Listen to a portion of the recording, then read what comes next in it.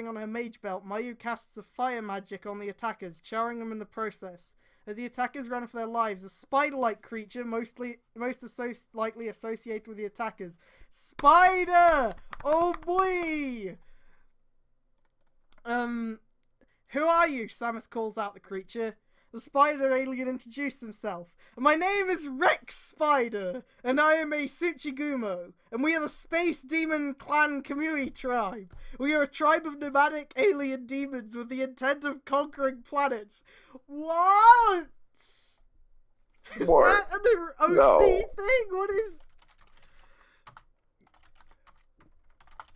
What? Why is... Space Demon Clan Kamui Tribe. Okay. Is it a clan or a tribe? We cannot allow to ignore your deeds. Be gone. The bounty hunter fires a Bugvisor 2's beam gun at Rex Spider. The alien spider demon starts sprouting its webs, but Samus manages to avoid them effortlessly. The webs that Rex Spider spits are acidic, so it's very lethal once it traps its victims. Samus warns Mayu, Mitsuzane, and Kiria to avoid the spider creature's webs. This isn't what I've signed up for. Hey, is this working? Yeah, it's working. I fucking found fan art that I think is of this stupid thing. No, link it. I want to see. I want to see it. This one I'll just send to you because I'm not 100% sure that I can post it here. It's not that horrible, but there is perky nipples. Oh no. Yeah, just DM me. Find out if the sour part. Yeah, we can hear you, Epsilon. We're not at the sour part. The sour part is probably a while away. We haven't even gotten to any build characters appearing yet. Fuck. I found this fucking thing. Oh god. Okay, let's open it up on stream. Oh no, that's the fucking like that is the image for the fanfic.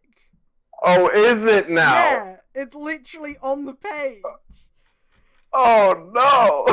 When Sento Kiryu isn't in the fanfic, everyone should be asking, where's Sento Kiryu? Where's Sento Kiryu? This isn't what I've signed up for, said Kiryu, as he is nearly trapped with by Rex Spider's web, but Samus manages to cut them down with the Bugvisor 2's saw. Rex Spider then traps Ryugen and Mage with his acidic web, which prompts Samus to act quickly before the webs can easily kill them. Bugvisor 2 vibrates. The Geku Bugster communicates... The what?! The Geku Bugster communicates with the bounty hunter that she must use Ninja Gamer level X to finish off the creature. Even though Samus should waste using her strongest form on a creature that she's first encountered for over a month, but she is left without a choice to take it down quickly. What? In that case... Samus changes drivers. She unequipped her gamer driver and swapped with the Buggle driver 2, and prepares to activate the Hurricane Ninja Gashat. I assume her being able to use the Buggle driver is probably explained in the previous parts. So I'm not... Probably, yeah. Probably. There's fan art for all of these fucking X8 forms, by the way. I'm looking at the Huntress Ninja Gamer level X right now, and it looks bad. I don't think it's fan art. I think this guy actually made them since they're on the wikia pages for this shit. And I'm by the way, I'm well aware the G7 looks terrible. I've looked at it. One of the comments I found on the fucking Huntress Ninja Gamer, the top comment literally says crime against good character design. Oh man. Whew.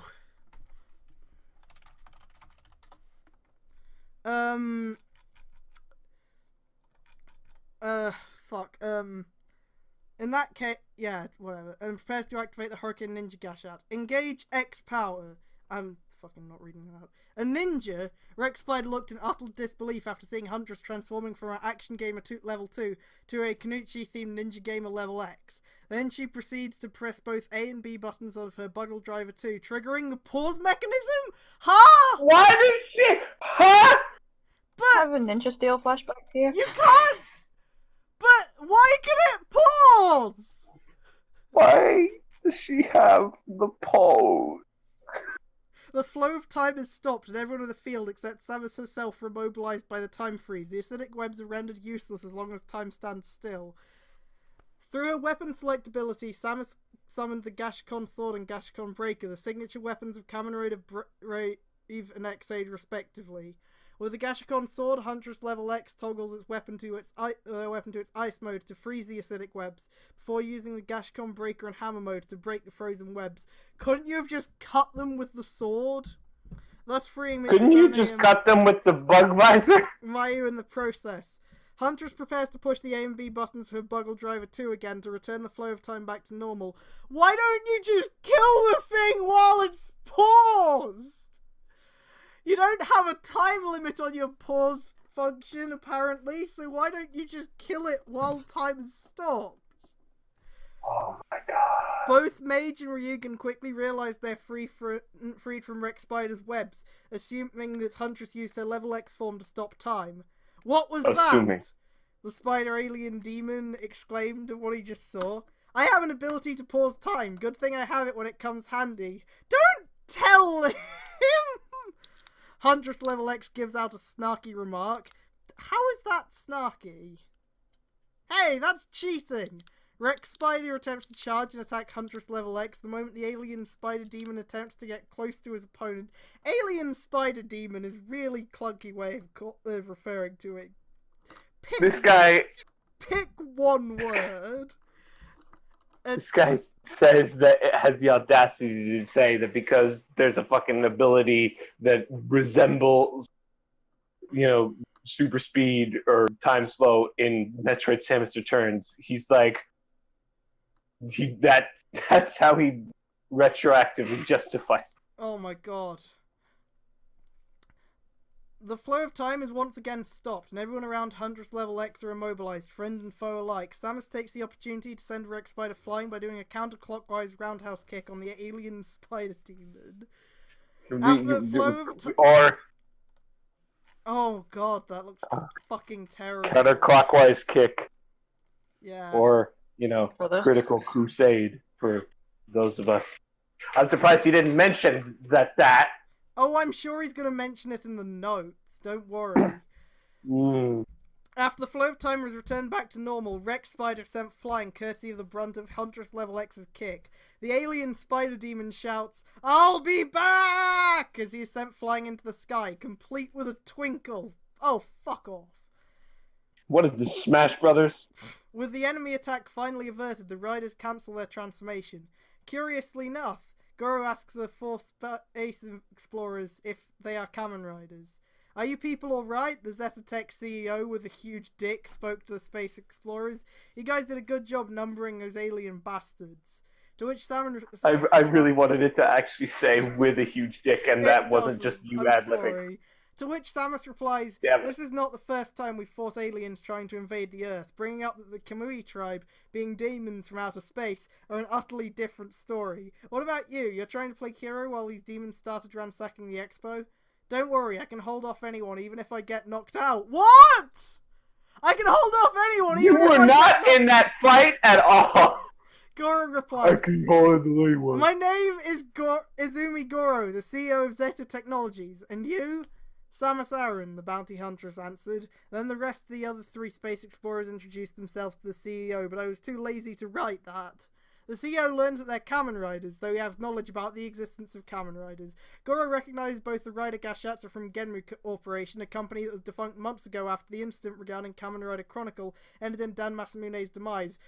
Did it end differently in this? Because wasn't it taken over by the burger dude? Yeah, it was. As well as the Sengoku drive being produced from Yggdrasil Corporation. I see, you're all Kamen Riders, said Goro. Perhaps I'll leave it to you to hunt that spider demon for now. Okay, the young Kurashima replied, but still, we still don't know what are the true motives of those demons from outer space. I don't know, he said pretty clearly that they're here to, take over planets. Yeah. Gee. We are a tribe of nomadic alien demons with the intent of conquering planets. Boy, I wonder what the motives... could they do? I wonder what the motives of these aliens could be. Yeah, everyone knowing about Gashats is fair enough, and I guess the Lockseeds as well, because, the shit that happened in Zawami would be, worldwide news. Yeah, no. Zawame, forget the scale. Zawame is a big, huge, planned project city, so anything happening in it would be worldwide news, let alone what actually happens in Kai. Yeah, so, him knowing about those is fine, but I think, I get the feeling that he's probably also going to know about shit where it's not so, justifiable. Because, it's Big Dick Goro. He's got to know about shit. Well, he's going to know about all the magic shit. The next day, Haneda International Airport, Tokyo. After 4 months of vacation in the US, Go once again returns to Japan, returning to the Space Explorer's side. Reiko accompanies her boyfriend as his crewmates Mitsuzane, Kiria, and Keiichi are waiting for them. I assume Reiko is the name of the girl from the the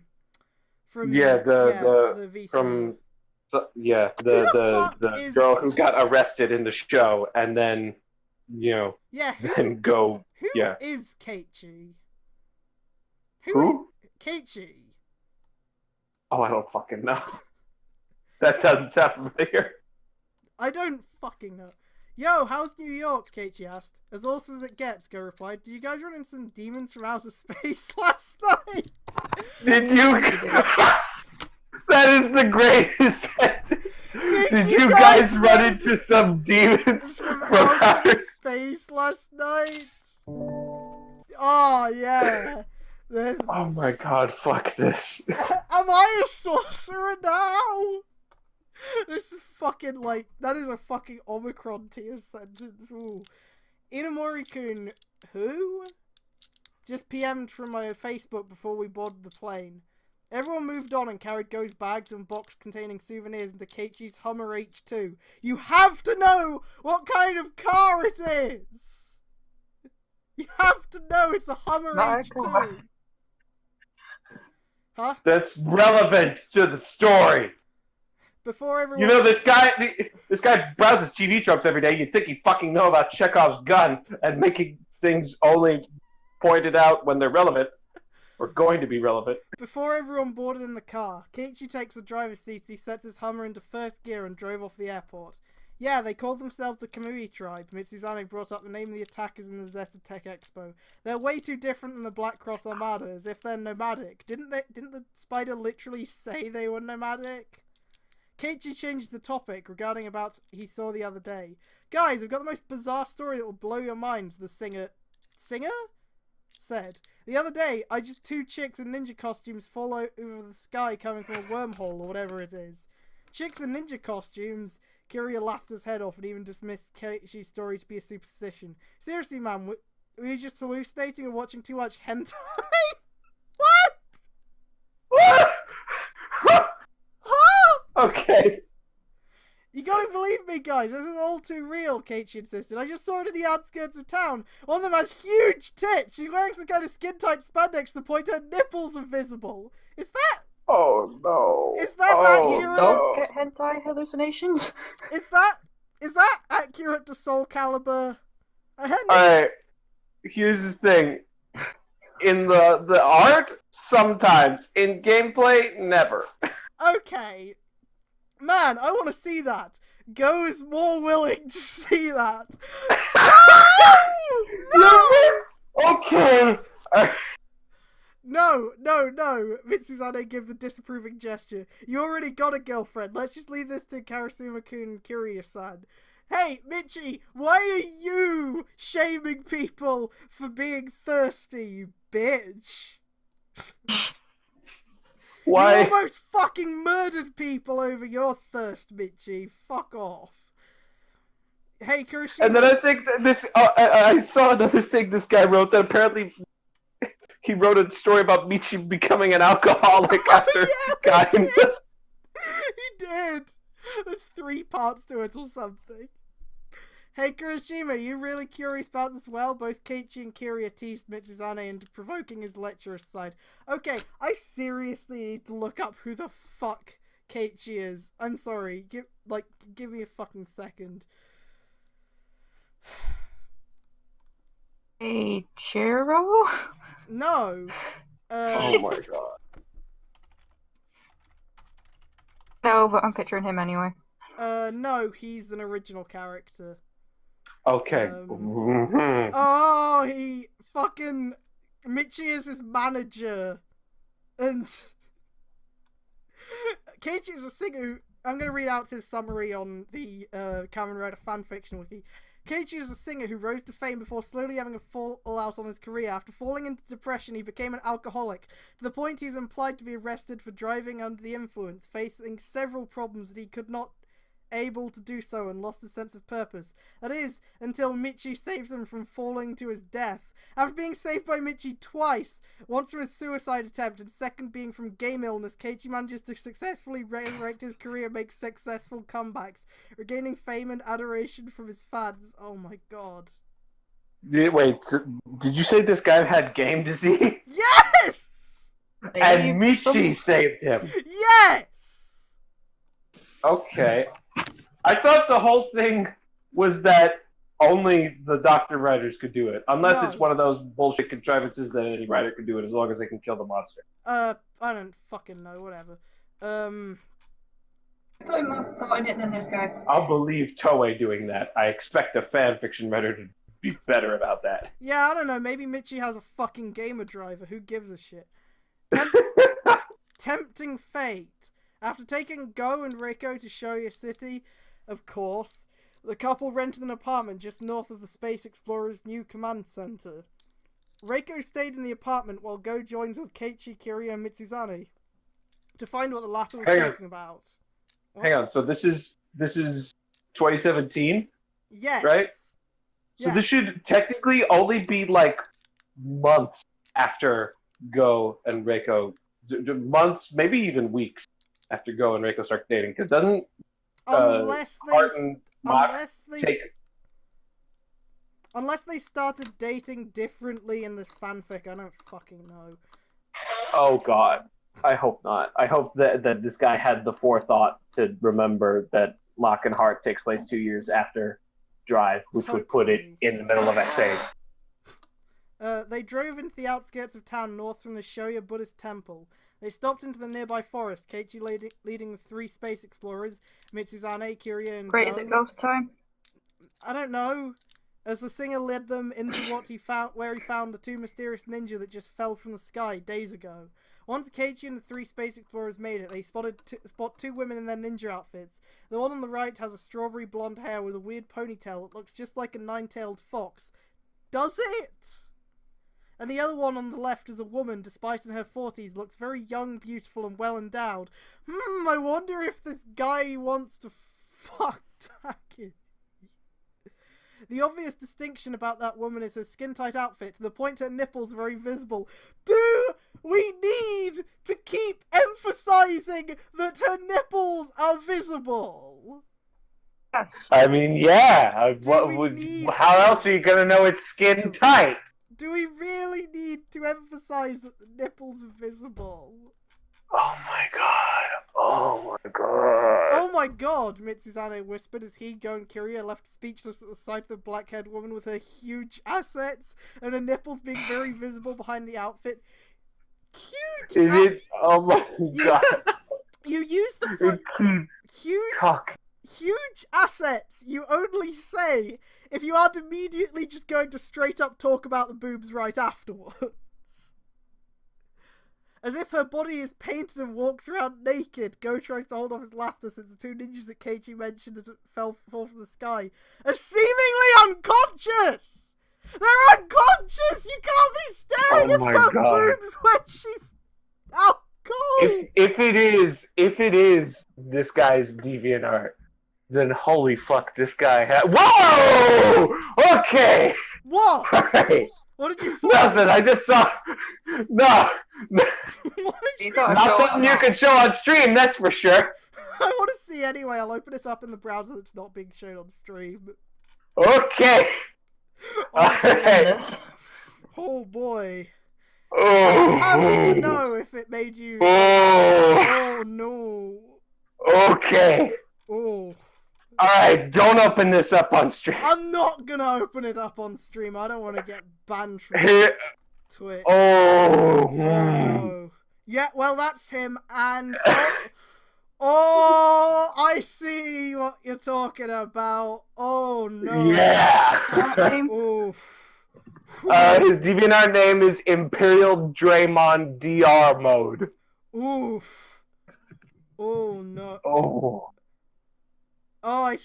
Oh my god. Oh, this is... God. Oh, Christ. This is terrible. Oh god, he has like this really shitty traced image of naked Taki on there. When Taki wants to take a shower with you. Oh, Jesus. Oh. I don't think... No!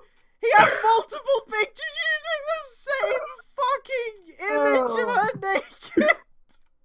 Oh my god. A lot of 3D models. This is fucking great. Oh my god. No, we can't let this devolve into looking at this guy's Yeah, smut. we're No, not come on, going keep to. going. Okay.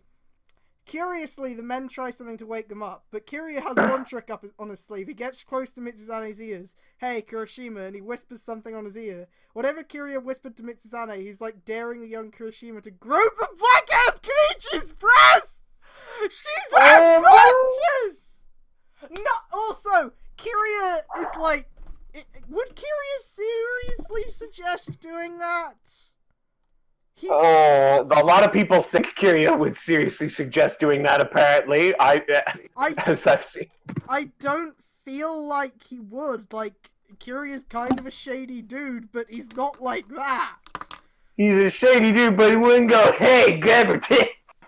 Grab this unconscious woman's boobs, Mitchie! Oh. I'm not sure if Mitchie would or not, because you know how Mitchie is. Mm. Hey, Mitsuzane-kun, what are you doing? Go muttered, keeping his voice down not to wake them up. Aren't you trying to wake them up? Seriously, man, you're trying to... Even Keiichi couldn't contain his laughter as he sees his manager trying to do something dirty. Mitsuzane thoroughly touched the unconscious woman's breast without any worry. Why is this the first interaction that they have? This is so terrible. I mean, if this is the kind of mindset this guy has, I'm not surprised that the sour incident is the way it is. Of all the Oh my god, it's this guy! Oh, I've seen like cool-ish looking, like amateur, but cool-ish looking stuff from this guy. I didn't realize it was fucking. Oh no. Of all the space explorers, both Go and Mitsuzane are the most dirty-minded members of the gang, but the latter plays it straight. There's his TV tropes phrasing again. The young Kirishima continues to play on the woman's breast like a car's gear lever! To the point that he just went into 5th gear! What does that mean?! Why? Oh my god, that's the worst fucking analogy. Oh. What could possibly go wrong? Mitsuzane chuckled, assuming the woman doesn't wake up, but... Natsu somehow wakes up. She didn't realize where she and her master now. Not to mention, she's not certain on what time period they are now. As Natsu slowly stands up, she sees 4 men trying to do something indecent to Taki. Oh, I think it's past trying, girl. Oh. Get away from Sensei, you perverts! Natsu shouted, and she attacked Mitsuzane, Go, Kiryu, and Keiichi. It even left All 4 of them. The 3 space explorers in shock that they inadvertently woke up Natsu. The whole commotion even woke Taki up. So this was just an excuse to have them fight. This dude obviously enjoys... It was a double excuse. It was an excuse to have Michi fondle Samus's tit. Oh god, I'm getting everything mixed up. Taki. Natsu, where are we? The veteran Kenichi stood up. She had no idea what's going on until Natsu brings up that one of the 4 men attempted to molest her. I wouldn't call that attempted. I'd say he did. You pigs, what are you trying to do to me with such indecent acts? Way too much time on N hentai. No, this isn't what it looked like. The young Kirishima insisted it was an accident, but Taki is not buying his lie. You made an unwisest decision to cover up your perverse action with your lies. You'll die in 1,000,000 deaths. Taki pulls out Rekimaru and attempts to attack Go and Mitsuzane with Natsu backing her master up. Left without any options, the space explorers decide to counterattack. Go, Mitsuzane, and Kiryu resorted to fighting with their fists and foot respectively. Just the one. While Keiichi backs away from the scene, Mitsuzane and Kiryu take on Taki in a 2-on-1 fight, but Taki is too fast for the two. Kiryu, however, uses his legs to his advantage. What do you mean by that? Oh my god, this guy, the fan art this guy has for all the different Samus as Kamen Rider forms are just, Oh, you want to see the worst one? Yeah, I do! I'll show it on stream. Here's fucking Samus as, Oh, as no. fucking as Forze. Oh. God. Oh, no! Oh, that's bad. Okay, here it is, boys. Here's the fucking... Here it is. Fucking shit. Whatever. Yeah, That big ol' MS Paint rocket. yeah, you can fucking see it well enough. I don't give a shit. The moment Taki is about to surprise the coroner, he kicks her in the gut. Meanwhile, as Go is fighting Natsu untransformed, he pulls out his Zenrin shooter and spins the front wheel, and smacks Natsu on the face with it. The three pull out their belts and transformation trinkets they attempt to transform. This is your fault! Just take the L! You can't, like, you can't fucking do this! But in a last-ditch effort to escape, Taki throws a smoke bomb, blinding the three space explorers. When the smoke cleared minutes later, the two ninjas disappeared. Jesus, that one in the skin-tight spandex is sure pissed off. Go comments how scary Taki is. You fucking, like... I should point out that both of those characters should be in skin-tight spandex if he's following the character design. I'll say, the young Kirishima continued, let's never speak about this for now. Yeah, let's just not talk about this.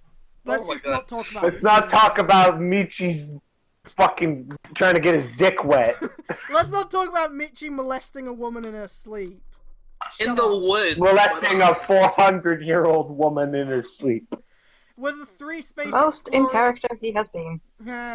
With the three space explorers are okay, they head back into town and into the command center.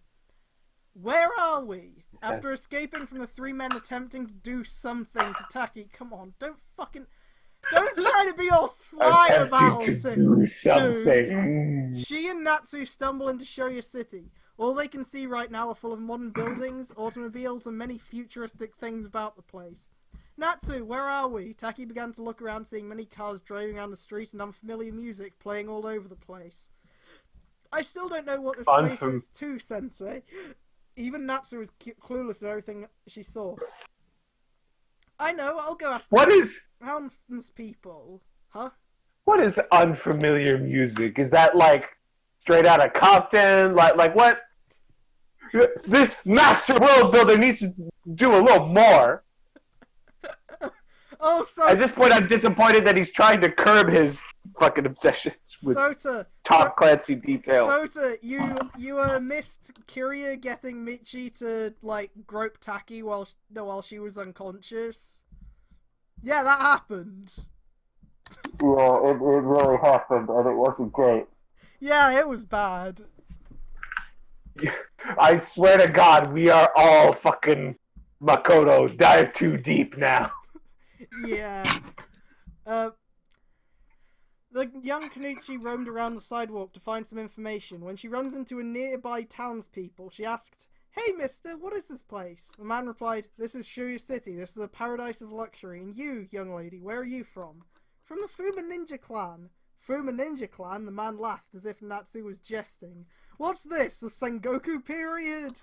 Curiously, Taki didn't know that the time period that she is now is not the Edo period. She then asked the townspeople about the current era of Japan. The man answered that the current era of Japan is the Heisei period. Then Taki looked at a nearby billboard, seeing the year right now is 2017. Then she deduced that she and Natsu are lost in time. "Impossible, we're trapped 400 years into the future," Taki muttered. "Could be it has something to do with Soul Edge?" Okay, so she knows what Soul Edge is. So why did that earlier chapter keep saying a certain demonic blade? Why not just say Soul Edge? Soul Edge, like...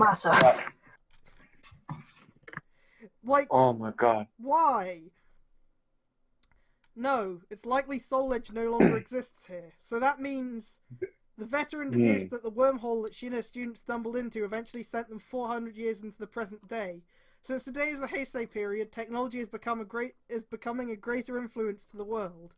Regardless The very of that, end of the Heisei period.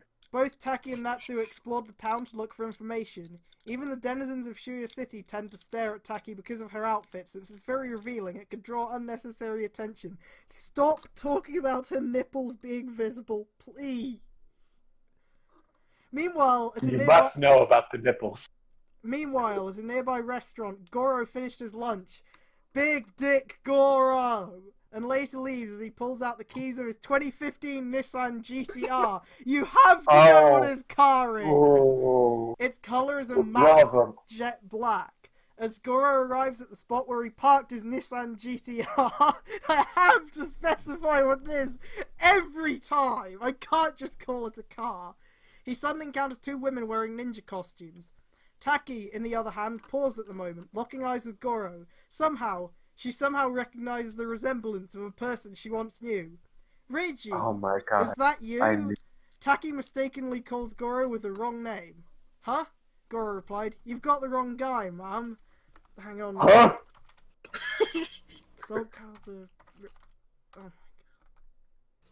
Okay, Reiji isn't a real character, then what the fuck? Oh, it's some fucking made up bullshit, isn't it? Probably.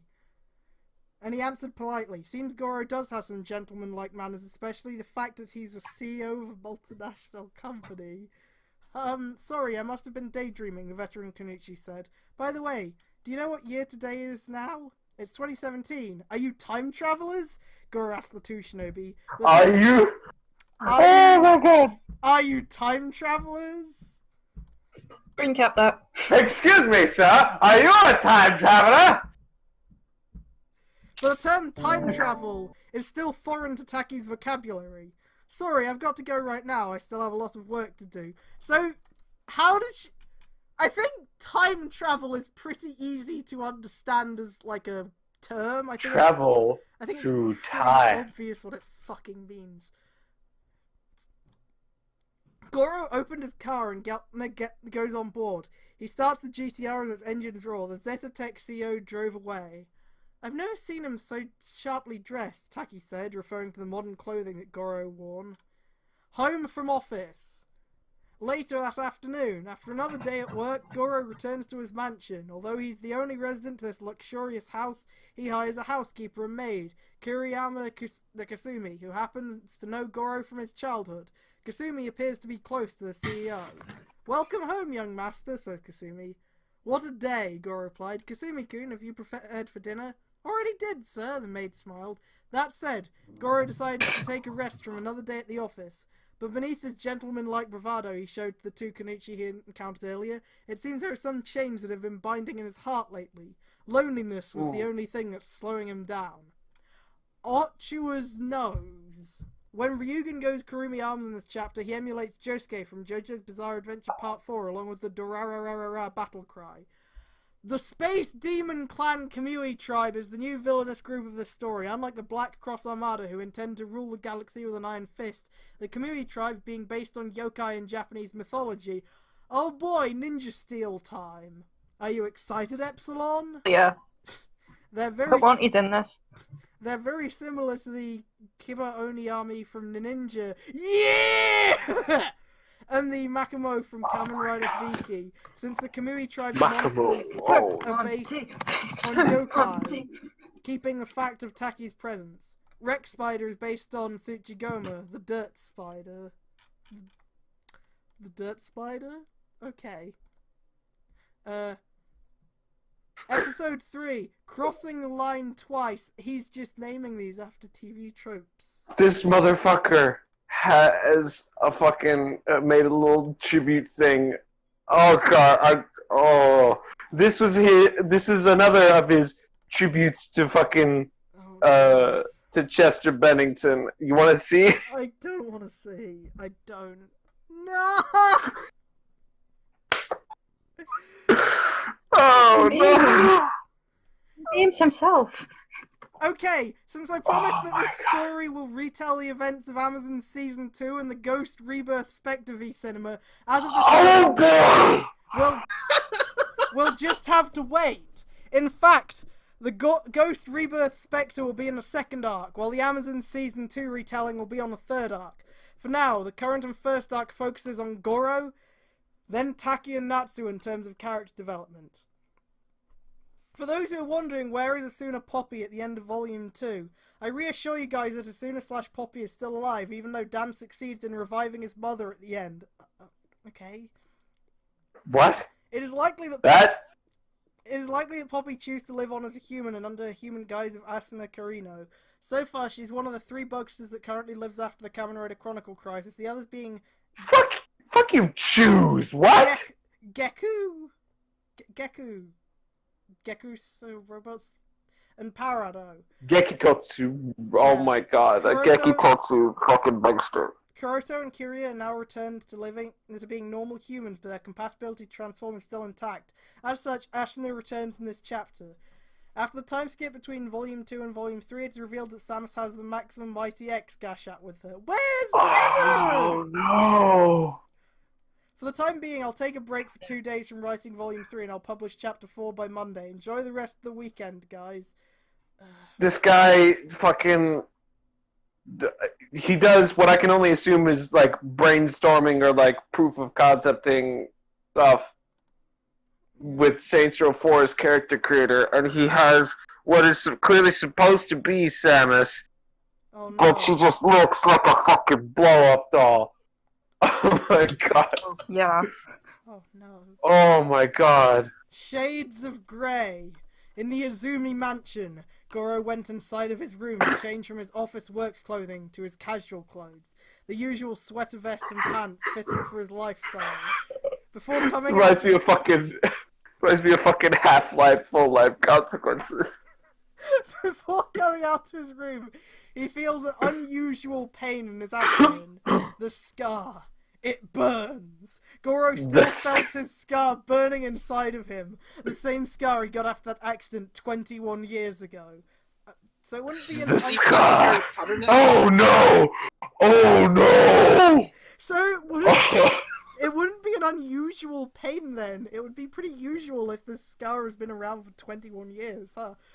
Oh no, I found the worst thing. Oh no! Show us.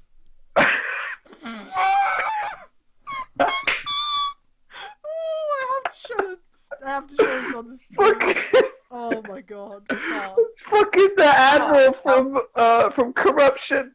Oh my Just god. and fucking. I'm gonna die. Oh no. The same accident that took the lives of his Yeah, parents, you did. which served as a painful reminder on how the past wasn't so kind to him. In the workplace, Goro appeared to be a kind and honest corporate businessman, where his workers were undoubtedly loyal to him, complete with the charm and handsome looks. He's so handsome, guys!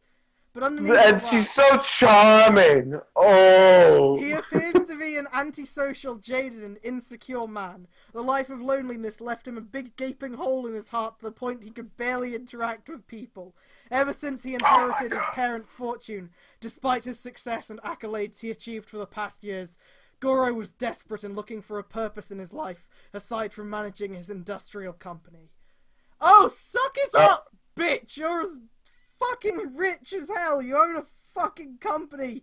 Hang on, didn't he say that last chapter wasn't gonna introduce his maid, and then I don't think he ever fucking talked about the maid? No, the maid appeared briefly.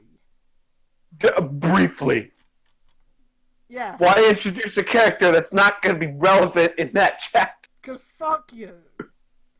After that painful sensation on his abdomen subsided, Goro leaves the room too and climbed downstairs for the dining room. Kasumi was cooking one of his favourite dishes, beef fillet, tofu hiyayako, and cucumber sunomono. He takes a sit into the table and eats. I'm trying not to shit on awkward sentence structure since this guy, English is his first language, but he takes a sit into the table and eats. I can't help myself. Takes a what into the table? He takes a sit into the table and eats. Goro is truly impressed with Kasumi's cooking. Truly that she has really gotten a bit better since she worked in the mansion after his grandfather's death. Oh my god. Why does this fucker have fucking Kaito saying Loki dialogue? Oh my god. Oh my god, why? How was the Zeta Tech Expo yesterday, young master? The maid asked about the company's expo.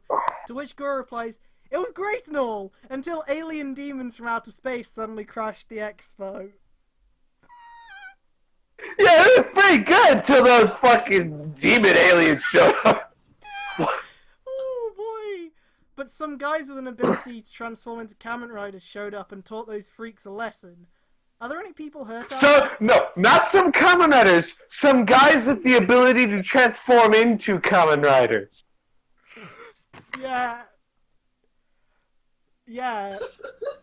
You aren't a Kamen Rider if you aren't transformed. Ignore all those times when a character has lost their ability to transform. But Oh they still my have the god! Spirit of a Kamen Rider, and they still have. Oh my god! Shut You up. want to know what the gecko bugster is? Oh my god, no! What is it? Oh my god! The gecko bugster is, get this, just a fucking Greninja. What? It's a Greninja. What? But Sceptile is the gecko. That's the gecko bugster. It's a fucking Greninja. On. Oh my god. What? What? I think I successfully broken road. What the fuck? Okay, so Oh. are there any people hurt out there? Heck no. Those guys managed to keep the people out safely before they started pounding them. If any people would have died in that instant, I would have took the blame for myself. Goro admits he's more willing to take responsibility for the safety of the people visiting the expo since his company was the one hosting the event. The fact he has the money to do so, it also shows a hidden gloomy side of the CEO, something he tries to prevent anyone from seeing it. At work, his bravado is so amazing, his employees liked him so much, something Kasumi usually sees on a regular basis. Oh, he's so great, his employees love him so much. Besides that, Kasumi changes to a new topic, considering that Goro, in his age, 27, needs to find a woman suited for him. Hey, have you found a woman of your dreams yet? Kasumi asked. No, I haven't, Goro chuckled, complete with a smirk, but I have something better. After I just left in a restaurant before heading back to work for lunch, I ran into two women wearing ninja outfits. One of them was wearing a skin-tight bodysuit. How should I say this? As if her body is painted red and is streaking around the city naked? He described to Kasumi about a certain well-endowed Kanuchi in her 40s wearing a skin-tight bodysuit to the point her nipples were visible, referring to... Yep, I was waiting. The nipples. It's like fucking like listening to an old Critical video talking about the nipples all the time. She just mistook me for someone else she knows. There's a quote from the previous chapter. I don't feel like reading it because fuck that. Kasumi was impressed with Goro's story, but he implied he never get to date her, Taki. I'm going to be honest with you, Kasumi, said Goro. I prefer to fall in love with women older than me, especially if they're strong-willed and have experience to walk into the scene of action. Okay. I wonder how that is going to play out with the 40-year-old Kunoichi with a bodysuit so skin-tight to the point that her nipples are poking out. Okay. See, the weird part is, it's not even focused on, like, her breast. It's just nipples. Yeah. By the way, I do want to say, when I skipped ahead to the build-related chapters, I had to notice one of them began with a sex scene between Goro and Taki, and this was pretty early on, so, yeah, they do get together. They full disclosure, are you gonna read that? Yes! It's Okay. now. Alright. I just gotta know how deep we're gonna fucking dive. We're going so deep. Balls deep. We are dive too deep. Wow, that's great, young master! After dinner, Goro leaves the dining hall. He walked behind his mansion's back door and opened the door of the basement. Once inside, he takes an elevator to the B99F. Once reaching the very bottom floor, he arrives inside of a room of what appears to be a laboratory-like workshop. The whole This room, motherfucker has 99 basement floors. the whole Oh room my god. is full of futuristic apparatuses and the rest of his inventions from the past to the present. So this guy's Tony Stark. This guy's you. Basically. Okay. Arthur, my Dark and Batman. Welcome back, sir. A female synthetic voice spoke up inside the workshop. It seems Goro is keeping an artificial intelligence in his laboratory. He calls the AI Agni, named after the Hindu god of fire. Wait. Jarvis. Yep. Yeah, I was. Agni is male, so why is the AI female? Why not name it after a goddess if it's gonna. Whatever.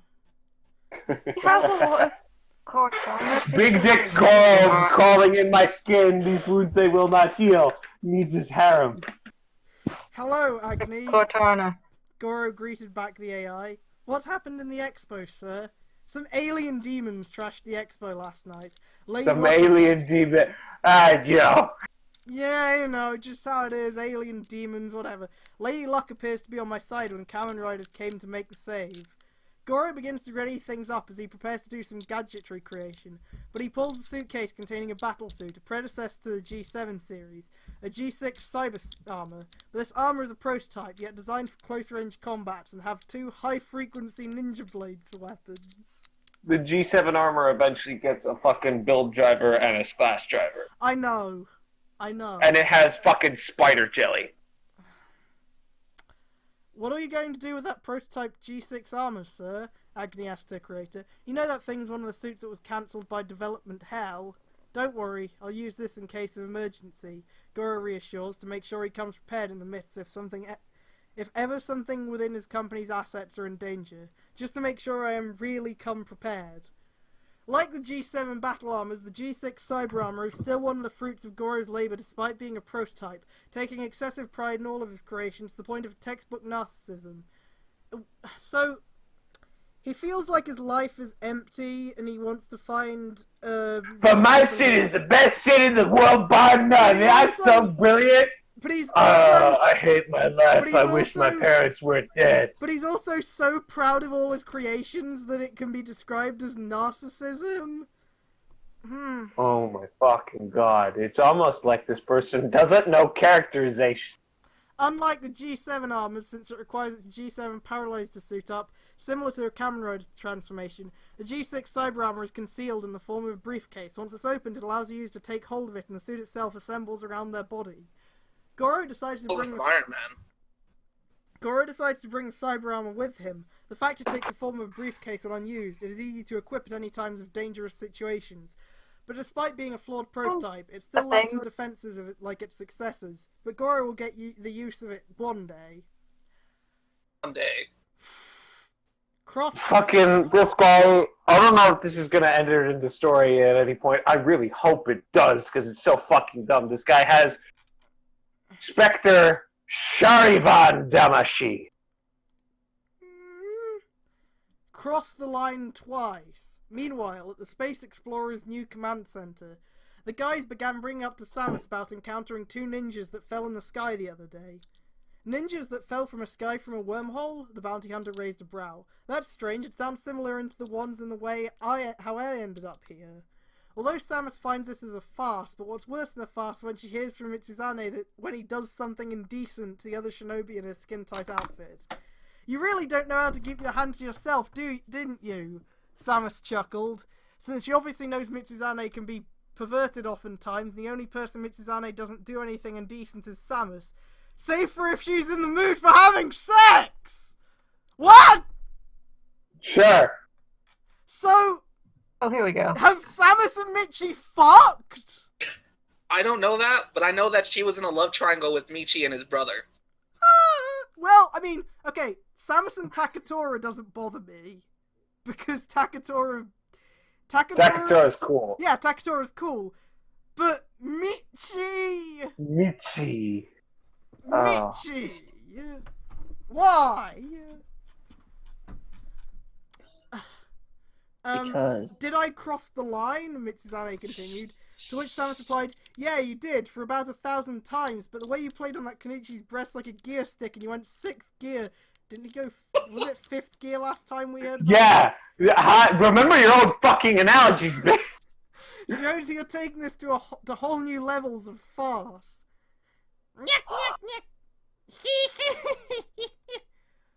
What the Oh my fuck? god, does it actually say nyeh nyeh or kiki? Yuck, yuck, yuck, yuck. It fucking does.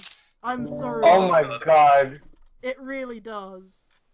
This is fucking Archie comics. Go, Kiria, Keiichi, Mitsuzane himself, and Mayu of all people burst into laughter. Of course, what Mitsuzane did looked all too offensive. To add some humour to it, Samus joked that the young Kirishima playfully... Say that sentence again?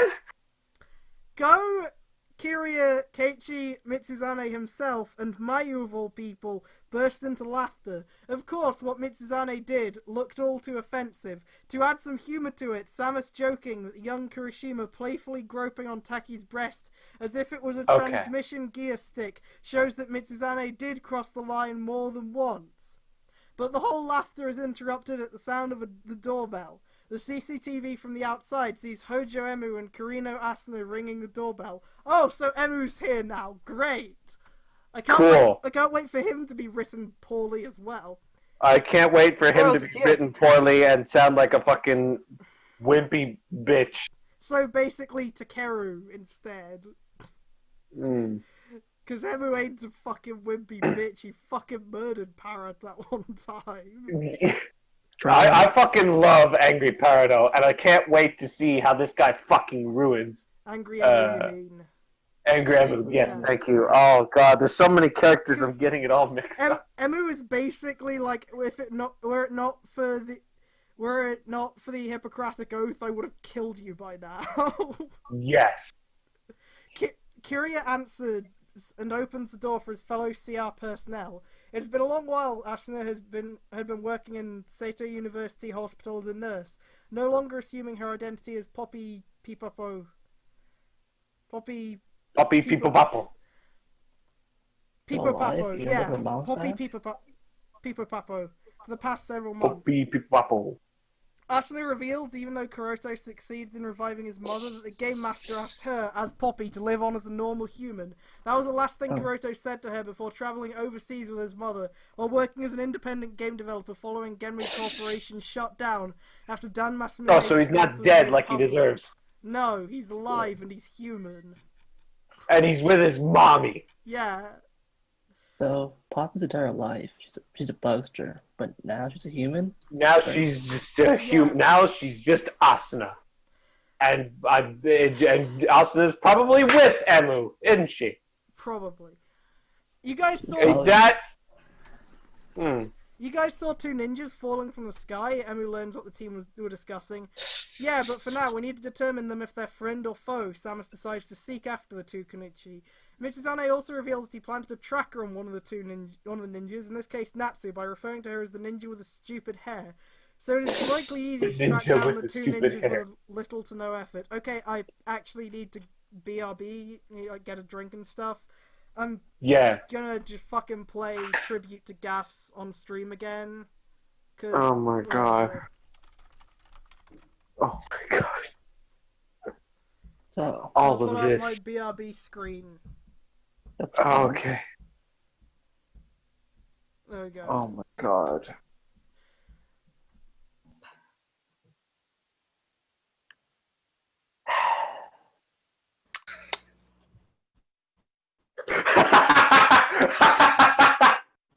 I just saw the fucking screen. It's just Techie's dick. It's just a fan art of Techie's dick. Oh my god. I hate this so much.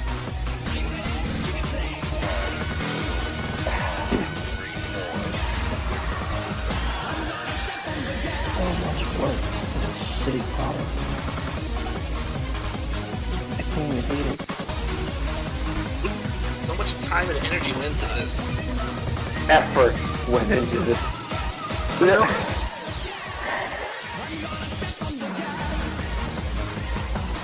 This guy made a fucking one shot. following the destruction of Helheim. And it's just the fucking... Oh my god. It's one of those dumb one-shots that's inspired by like a quote or something. It's inspired by fucking Tony Stark's "I shouldn't be alive" from the sequel quote. I don't... Oh my god, all this is just fucking stupid. You only watch like other shows and movies and you just make a full story. You can't do that shit.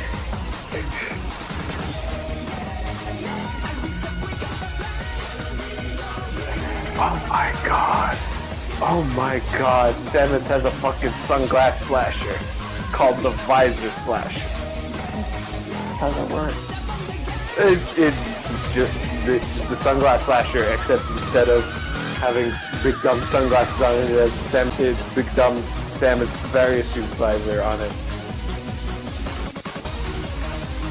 That's dumb.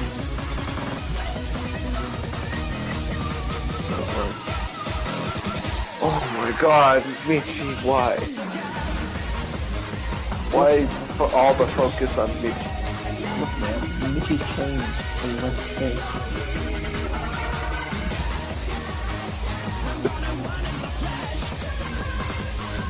Saying it's still the same, drive though. What's the detail of the blade? I know. That's how you draw. That's I know. I draw horrible, but no. These are just vectors. Yeah. These are just fucking shit vectors made in fucking MS Paint. I mean, the least you can do is just draw them out paper and then copy it over it. That's how I started.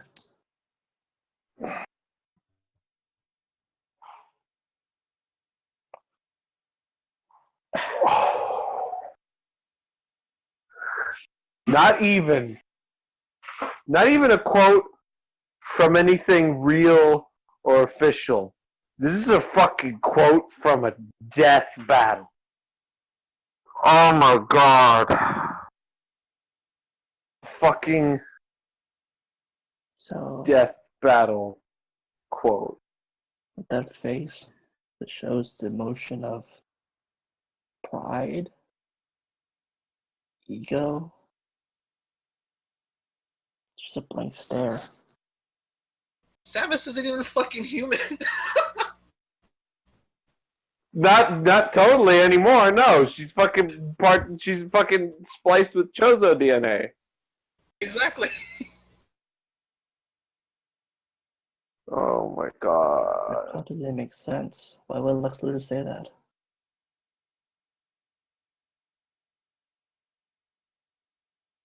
Iron Man says it. Oh, that's dumb. Iron Man says it in the fucking Iron Man versus Lex Luthor death battle.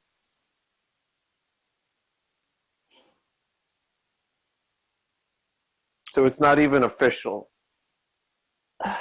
Once Bento. Oh, Goro is definitely Iron Man then. I fucking... Where's Sento? Anytime Sento is not mentioned, everyone should be asked. Hold on, I'm gonna look up.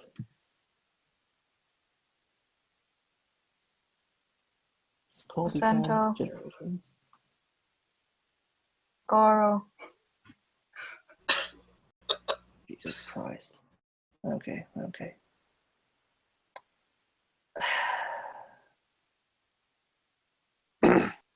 Okay. Chapter 12 is when build comes. Chapter 12. What are we on now? 3, 4? 3.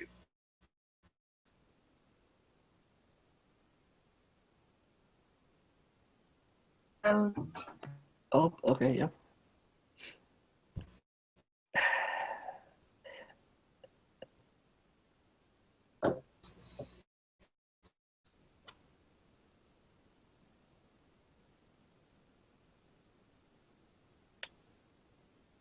this is even the worst. There are much more worse parts.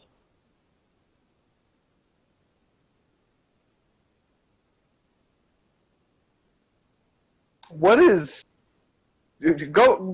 the fucking quality on sex scenes, I wonder? Is it terrible? It's probably terrible, isn't it? I'm imagining it's like the fight scenes, like very mechanical, kind of. Just not Very like mechanical and overly detailed. yeah. I have read the sour part. I read the ending. It's bad. Oh boy.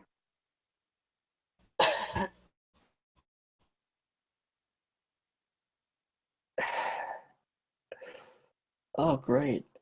Chapter 13 is the return of the Cross and cast from that dumb anime. They're just back. Oh.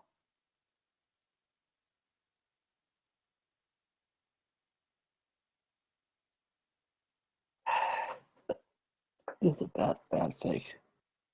This is a terrible fanfic, and I don't like that this guy did fucking shitty fan art of the PED suit, because that's the best suit.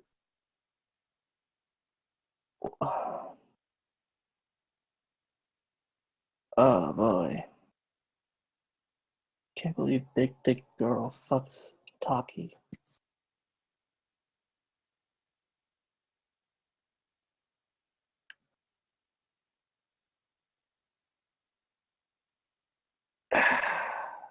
I hate this so much. Even Kid Me has better ideas than this.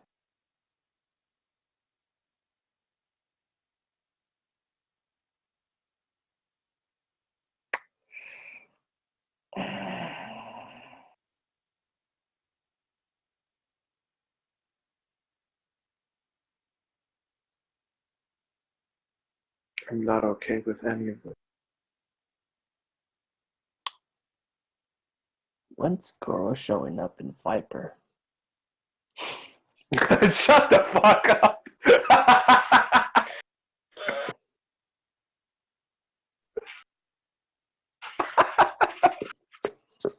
Oh my god. Oh.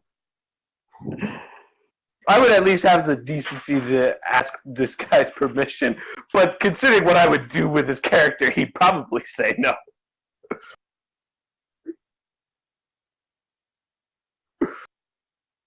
Alright, I'm back. What did I miss? Better question is, when's Goro showing up in Eddie? When did I miss? What did I miss? Just us skipping ahead a little bit to Oh no. get sneak previews of what's gonna happen. It's not good. Oh no. You want to know when Build shows up? Chapter 12. You're on like 3 or something now, right? Yeah. Anyway, okay. We skipped to 12. Can we skip to when Big Dick Goro dies and then comes back inevitably, probably? Not fucking minimized. Why isn't it working? Hang on.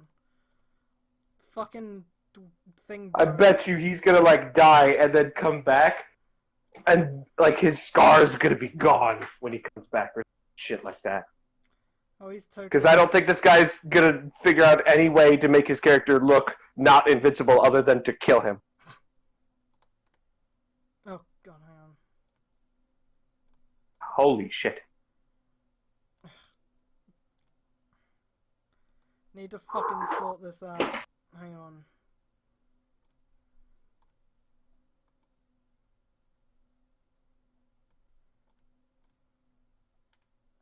Okay, I think that's good. Okay, we're back. So,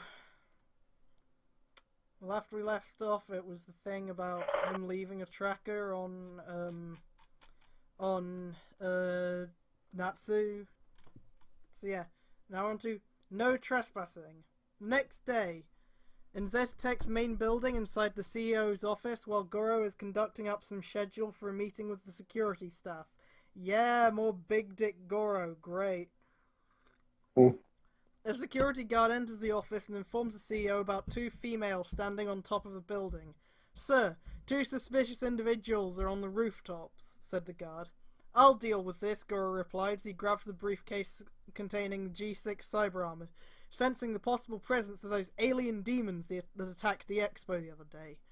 Goro left his office to deal with the intruders. He takes the elevator to reach the rooftops. Once he reaches the helipad, the two Konichi he saw yesterday were standing on the center of the helipad.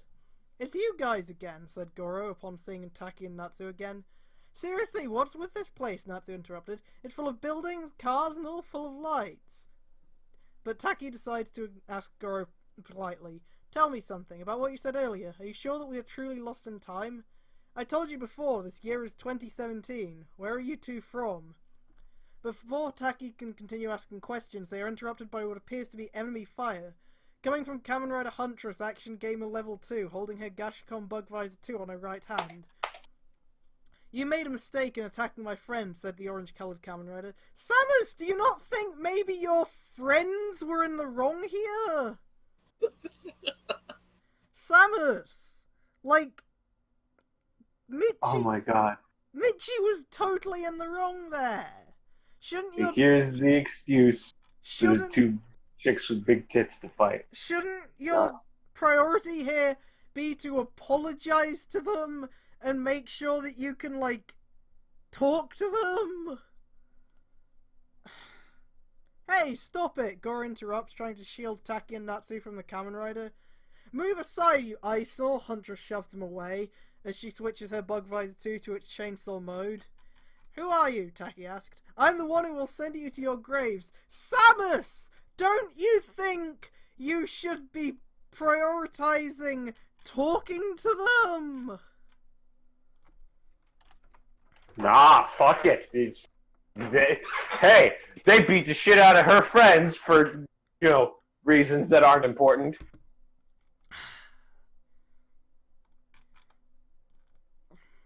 Oh my god. Huntress level Please. 2 starts swinging her Bug Visor 2's chainsaw at Taki, to which the veteran Konichi avoids the attacks with graceful agility.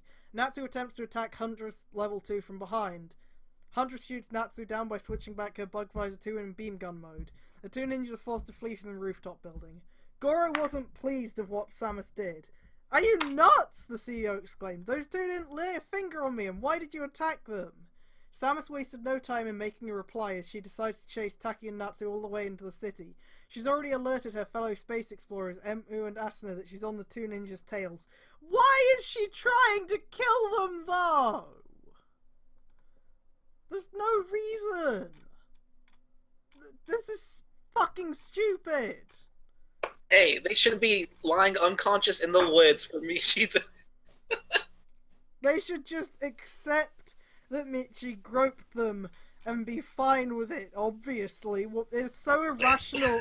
These women are so irrational because they're angry that someone groped them.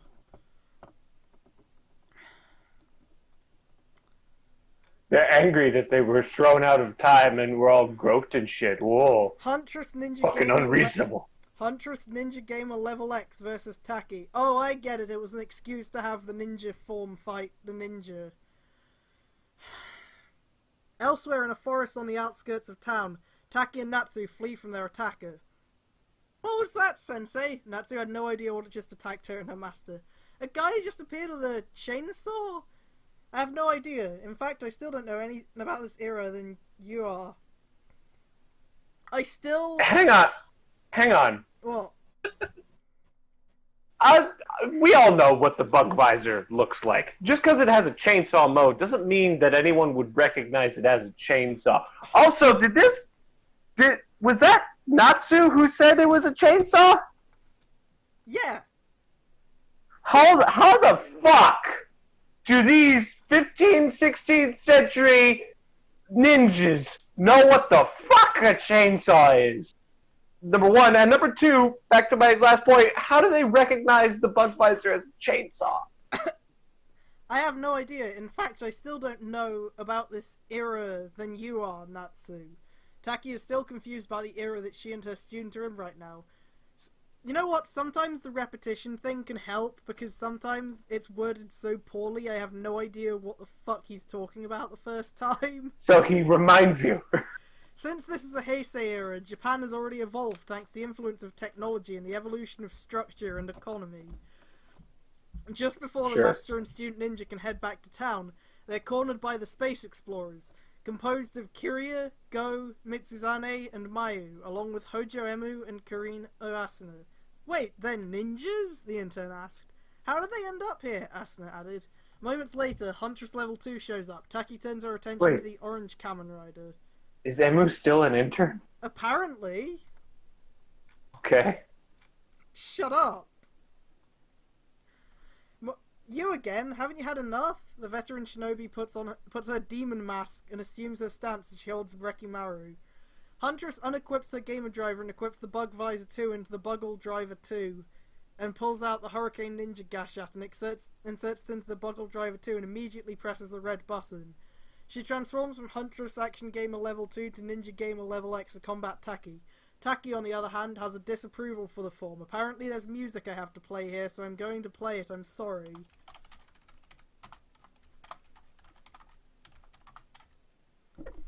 Soul Calibur 2, Brave Soul, the Brave Sword, Braver Soul. I'm gonna have to play it. I'm gonna play it quietly while I read this out. Oh. The Fuma Ninja clan despises such bootleg ninjutsu abilities, and I will not tolerate such sacrilege. Taki showed her disapproval of Huntress's ninja gamer form as she pulls out Rekimaru from the sheath. Huntress Level X pulls the Bug Visor 2 from her buckle and activates its beam gun mode. Huntress Level X fires her Bug Visor 2's beam gun at Taki, but Taki dodges them. Huntress Level X summons Paradox Level 99's Gashikon Parablade Gun in axe mode, and throws it like a boomerang on Taki, and she is hit by the attack. The axe blade of the Parablade Gun also left torn scratches to Taki's bodysuit, because of course it did. We have to have clothing damage. Mm-hmm. Taki grunted. Goro arrives on the scene. He sees Taki fighting Huntress Level X, not knowing the dangers fighting a Kamen Rider head on. Huntress once again button mashes the Gashikon Parablade Gun 10 times. Then Taki prepares to swing Rekimaru and clashes with Huntress Level X's weapon. The moment Rekimaru's blade clashed with the Gashikon Parablade Gun, the blade began to produce a crack. Seconds later, Huntress Level X breaks Rekimaru. Rekimaru, no! Taki couldn't believe that the sword she forged for a long time would be broken for the second time. Natsu, the other space explorers, are left speechless. Emu, Asuna, and Goro are left speechless by this shocking moment. She broke her Kodachi, Goro commented. I've sensed an ominous power in that blade, Samus whispered to herself the moment she destroys Rekimaru. Yeah. Yeah. Pardon? Oh, hi. We're reading Kamen Rider fanfiction right now. You should probably leave, because I'm doing a stream. No. Yeah. Sorry. No, all I'm gonna say is I'm glad somebody's using voice. Okay. Well, I Even couldn't, if it, I couldn't think of where else to go for this, so whatever, yeah. well, hey, use it for this then. Make use of this place, for the love of God. Okay. Keep going, go. Huntress Level X summons X8's Gashikon Key Slasher, a weapon that comes in 3 modes: blade, gun, and axe. She then pulls out... Because you need to explain it for all of us.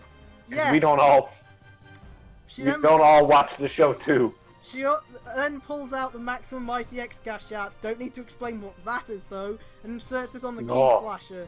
The Key Slasher is charged with a fiery energy. Taki is left without a choice to use her other blade, Mekimaru. Taki is not aware that Samus used Maximum Mighty X's epigenetic reprogramming in an attempt to suppress Mekimaru's power. Huntress Level X pressed the Axe button of the Gashikon Key Slasher.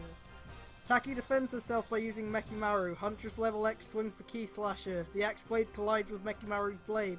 At a split second, Mekimaru's blade starts to have cracks, and again Huntress breaks Taki's secondary blade. Huntress quickly pressed the blade button of the Key Slasher and unleashed a string of combos using the Key Slasher at Taki, before she knocks the Kanuchi back with a kick to the gut. Moments later, it seems Taki appears to be alright after being defeated by Huntress. Natsu comes to her master's aid. Seconds later, to add salt to the wound, Taki's demon mask, along with her Onai-themed pauldrons, arm guards, and shin guards, begin to break, and her bodysuit is completely ripped apart, leaving Taki completely vulnerable and in the nude. Of course. Fucking course. Taki covered her breasts, private parts, and embarrassment after that. The other Actually, Kya? Yeah, Kya. K-Y-A-A-H. Oh my god.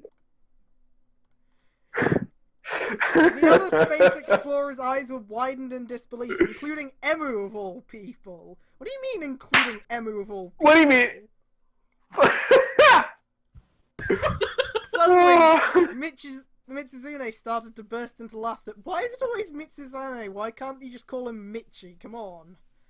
There's the nyuk nyuk nyuk again. I'm not reading. Oh my god. Kurishima... What? Michi would not nyuk nyuk nyuk. Oh my god.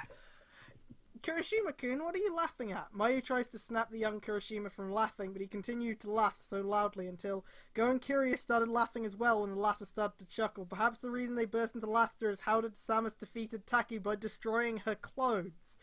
Not you too, Gokun. Asuna tries to reason the coroner to his senses. He is laughing. Kiria, get a grip! Then even Emu ends up laughing as well when he starts to chuckle.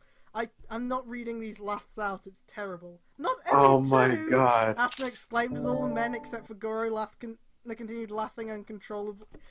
Why? Natsu tries to shield her master Oh my from god, the other all of space these explorer laughs are and Emu terrible. and tell them to stop laughing. Stop laughing, you perverts! Natsu shouted, only to fall on deaf ears as the men continued laughing at her master's humiliating defeat.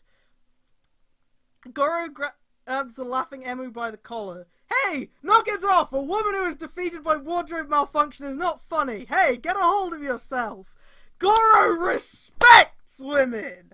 Goro Izumi respects women! Oh, R-E-S-P-E-C-T! As the laughing goes way out of hand, Goro decides to take matters into his own hands and he removes his trench coat. I can't stand you people, he whispered. The Zeta Tech CEO walks to Taki and he allows her to wear his trench coat out of pity. Moments later, the laughter subsided. Why are you helping me? Taki looked at Goro in the eye. Look, I might be willing to help you about where you are now, but I wouldn't be laughing at you because a true gentleman never does anything indecent to a beautiful woman like you, Goro replies. Tips, Fedora! this guy. Oh my god. Huntress removes the Hurricane Ninja Gashat from the Buggle Driver 2, revealing herself as the 6'3" bounty hunter Samus Aran. Thank God at least Samus is still tall in this. Good. To Taki and Natsu, 6'3". to Taki and Natsu's surprise, the warrior that defeated the former is actually a woman and is by no means not so different to the other.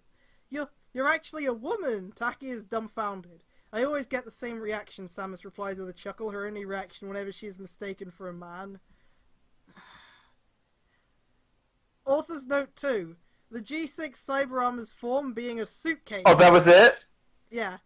It's very Okay. similar to the Iron Man Armor Mark V from Iron Man 2. The scene everyone except Asuna, Mayu, and Goro laughing after Samus defeats Taki by destroying her outfit, leaving her in the nude, is a nod to part 3 of JoJo's Bizarre Adventure when Kakyoin, Jotaro, and Polnareff burst into laughter over Stan's flaws. No! That's not... Fuck you! Oh my god. Did they fucking laugh at the sun? Oh my god. No. Come on. That's why. Yeah.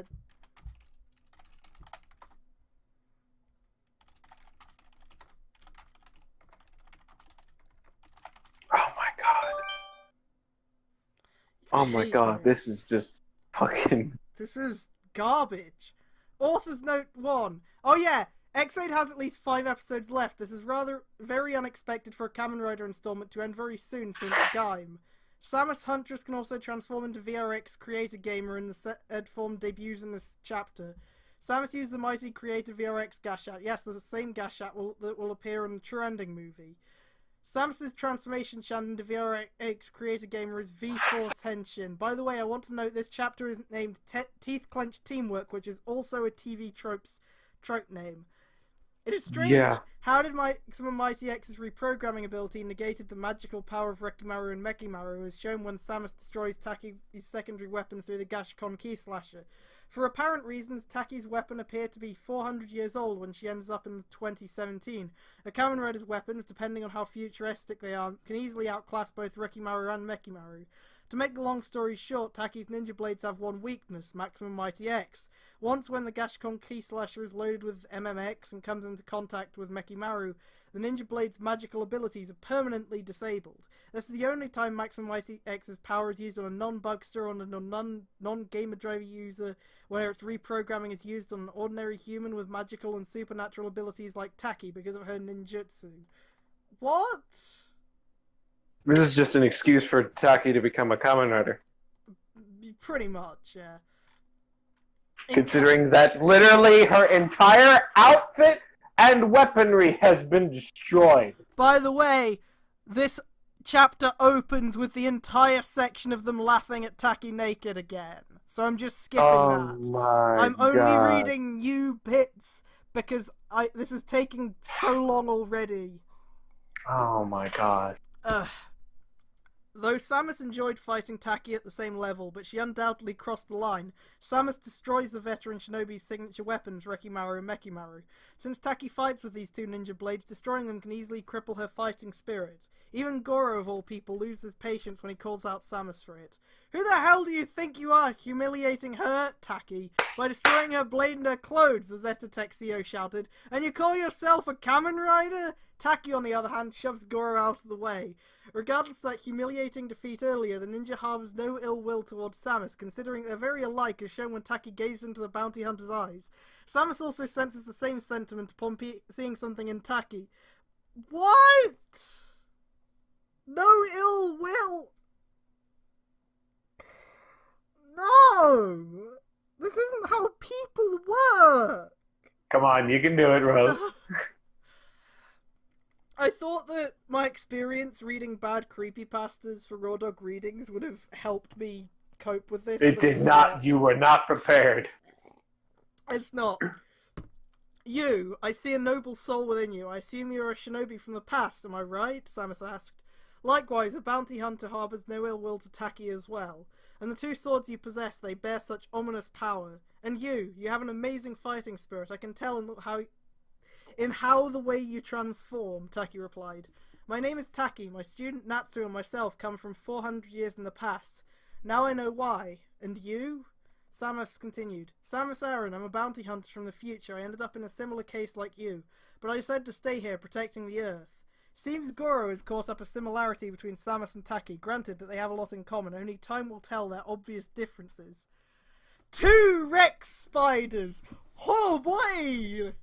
Moments later, the Kamui tribe make their presence known to the Kamen Riders. Alien demons riding in their steeds appear before the space explorers, Emu, Asuna, Taki, Natsu, and Goro. Is Emu not one of the space explorers then? No. No, he's not allowed. Is Taki still naked in all this? Yes. She's got the trench coat and nothing else. Yeah. It was a pervert. It's those freaks who attacked the expo the other day. The Zetatech CEO recognized the presence of the nomadic alien demons. Then, the spider demon the riders fought appears. This time, another one accompanies him. You humans will pay for what you did to my brother! The other Rex Spider shouted at the space explorers. Since the Rex Spider they fought the other day also had a brother? What? Sure. Fuck it. I don't care anymore. Tsuchigomo? Taki even recognized the appearance of the 2 Rex Spiders being based on the demon Tsuchigomo. The Dirt Spider. The demons that Taki encountered in her world are way different than the ones affiliated with the Kamui tribe, considering they are demons from outer space! From outer spaces in italics, I want to note. That means they have all the extraterrestrial and demonic aspects combined into one. What does that mean? It means what it says it means. All the extraterrestrial and fucking whatever the fuck he said combined. It has cosmic energy and demon powers. Can't you even tell they're also alien? Samus insinuated to the veteran shinobi since the yokai she encounters Can't right you now even tell they're also alien? also have alien features? Please tell me, what are alien features? Features that are of aliens, of course. Go, Mitsuzane, Mayu, Kiria, and Emu joined with the bounty hunter to take on the Kamui tribe. The young Kirishima is also carrying a suitcase containing what appears to be a PlayStation VR headgear, along with a Oh no! Gashat with transparent features in the form of Mighty Creator VRX. Oh my god! The VR No, the whole no. Don't tell me this is like he actually puts out a fucking dumb PSVR headset to use fucking Mighty Creative VRX in the real world. Oh my god. The Fucking kill me. The VR headset, along with the Mighty Creative VRX, the latter of which was created by Shin Dan Kuroto before departing overseas, was made for Samus, not for Emu. Fuck Emu. To give her the ability of a game creator and a game master player character, GMPC. In other words, Samus can create weapons to defeat enemies using the power of virtual reality.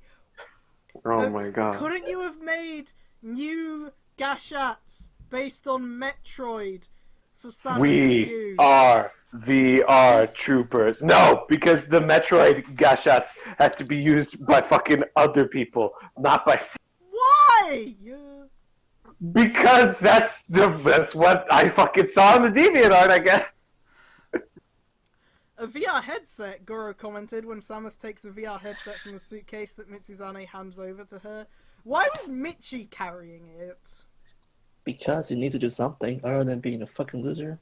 The bounty hunter puts on Other the than VR being a headset pervert. and holds the Mighty Creator VRX Gashat before handing the Maximum Mighty X Gashat to Emu, intent to transform alongside the Space Explorers to fight the Kamui tribe. The other Space Explorers band together to fight them, much to witnessing Taki's surprise. Samus then changes back to the Gamer Driver to use the Mighty Creator VRX Gashat. There's all the fucking sounds. I don't feel like playing any of them. Even the Gashat. Muteki one, even though I do like it. Say my butt. Go. Shall we? It's mine still there.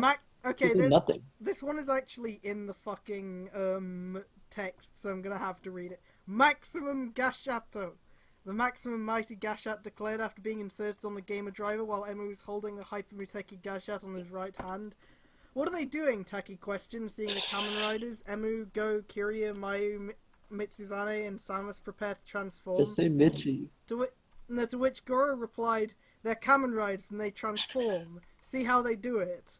The Gamer Driver used their transformation phrase. Third gear, Henshin, Kiria started. Hyper Die Henshin, followed by Emu as he inserts the Hyper Muteki Gashat. V-Force Henshin, Samus finished after inserting Creative VRX on the Gamer Driver. Upon said Gashat inserted, a dynamic rock music loop plays. There's a fucking ton of these transformation sounds. I'm not fucking reading out any more of these. You don't do it. Just do the ones that weren't mentioned before. No! Don't be a coward. Then the other three Space Explorers chant, starting with Go as he says "Let's" before he, Mayu, and Mitsuzane chant Henshin. Cool, naturally. I always like that. That's you know what? Fine, good. Props to remembering the let's. Yeah. Not hard, but props. Cool! Natsu is amazed seeing the Kamen Riders in their transformed forms. Cool! 15th, 16th century ninja. And there's a gold one too, referring to X8 Muteki Gamer. Especially one. Goro intervenes with a suitcase in his hand, which happens to be containing the G6 cyber armor he's planning to use. However, he allows someone to use the cyber armor in his place. Your name is Taki, right? The Zetotech CEO looks at the Kanuchi. Oh my god. Yeah, here we go. Taki, fuck, I told you. Wasn't the armor, like, dangerous? Yes. Yeah. What But is the- it? but guys- It's a Here, naked lady, use this dangerous armor. it's a prototype. Taki, ninja, What she is can it use that it. Kanuchi coldly answered? Goro activates the suitcase by stepping on it, which causes the case to flip up, and slide into several sections. Oh, Yeah, yeah, I can see why he. I can see why he said it's based on the fucking Iron Man Mark The V. suit up standby sequence of the cyber armor. What is this? Taki still has no idea about the futuristic technology Goro is trying to hand to her. Put this on. This is a battle armor. You don't need to go around fight naked. Do it. Suit up. Goro tells Taki to put it on. See, he respects women so much he's gonna give his power armor to a woman. Put on the fucking rider suit, Taki. Taki stepped into the armored boots after removing Goro's trench coat and still in the nude. She then grabs into the armored gauntlets of the cyber armor as the main section of the suit is lifted as the suit up commences. Armor plates begin to slide down from the center, began to wrap Taki from her arms down to her legs as well as her entire body. The suit up ends with a faceplate covering Taki's mouth. This mask is very similar to her demon mask that allows her to breathe into demonic and poisonous fumes. After the suit up, the G6 cyber armor comes a pair of short swords similar to Rekimaru and Mekimaru, allowing Taki to recuperate for her damaged weapons. Natsu can't help but squee at the sight of Taki in the G6 cyber armor. Wow, How Sensei, convenient. you look incredible. How convenient. The swords in the G6 cyber armor also revealed to be laser blades that extend in length, powerful enough to cut Of even course. the densest of armor. There is nothing she cannot cut. No, Even though- don't do that. Even though Taki prefers to use her two weapons, which are now damaged, she has no other choice to make use of the laser blades, even though she's not yet accustomed to the influence of futuristic technology. Why? The two shinobi stand alongside the Kamen Riders to help them. I will settle the score with you one day, Taki reminds the bounty hunter that the latter has found a rival in the veteran shinobi. Samus acknowledges it, to which the hunter replies, "Fine by me. For now, teeth-clenched teamwork is the only way I can introduce to you." The Kamen Riders waste no time to make their introductions besides Ex-Aid and Huntress. "Let's clear this with no continues," Ex-Aid Muteki Gamer started. "We'll protect the Earth with the power of virtual reality," Huntress VRX Creator Gamer finished. Do you really need to give their whole form names, dude? Yeah, this guy's like fucking worse than How else? both Dans Gamer? combined.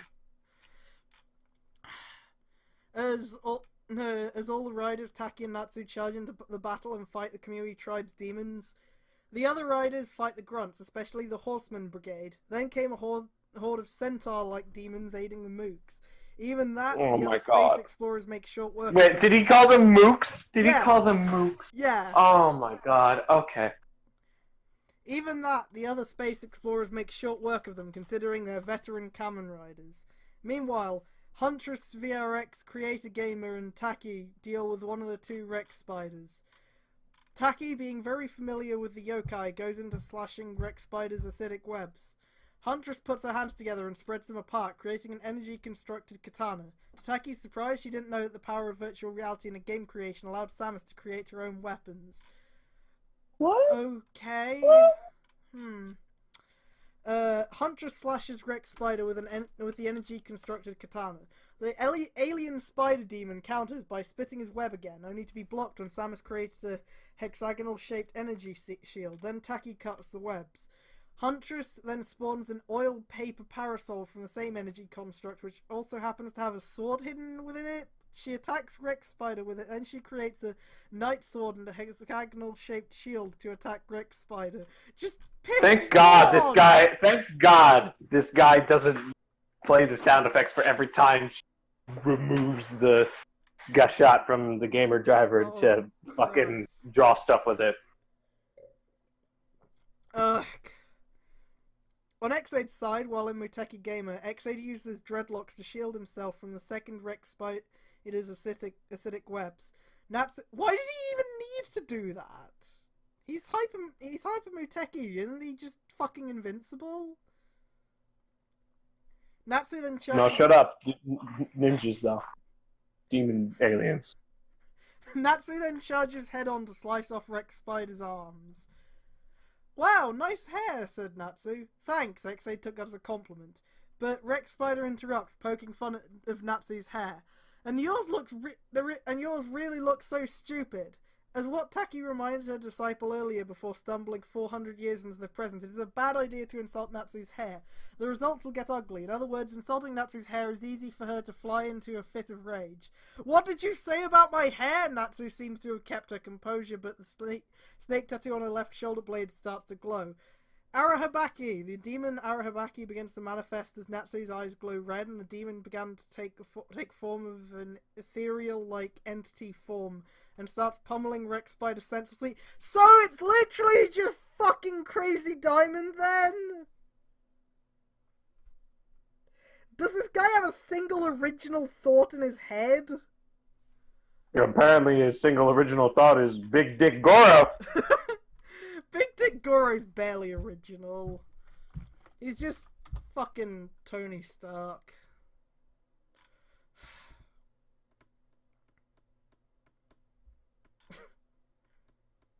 Yeah.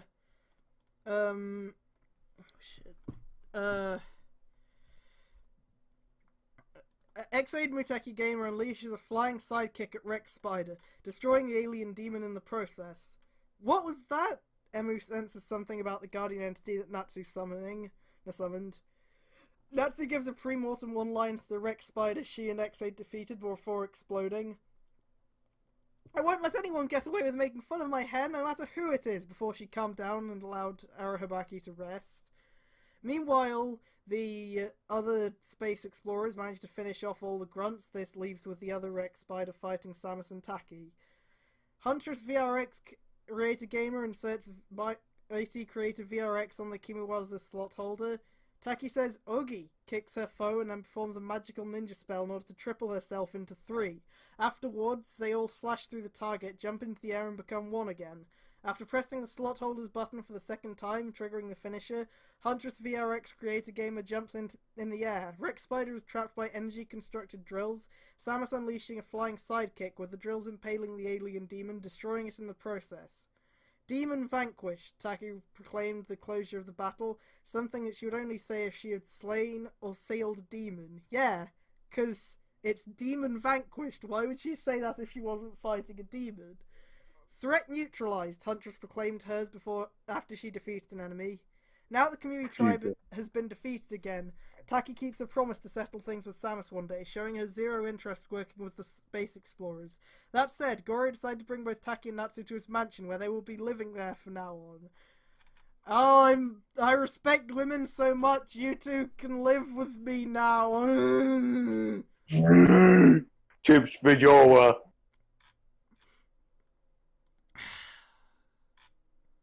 Great.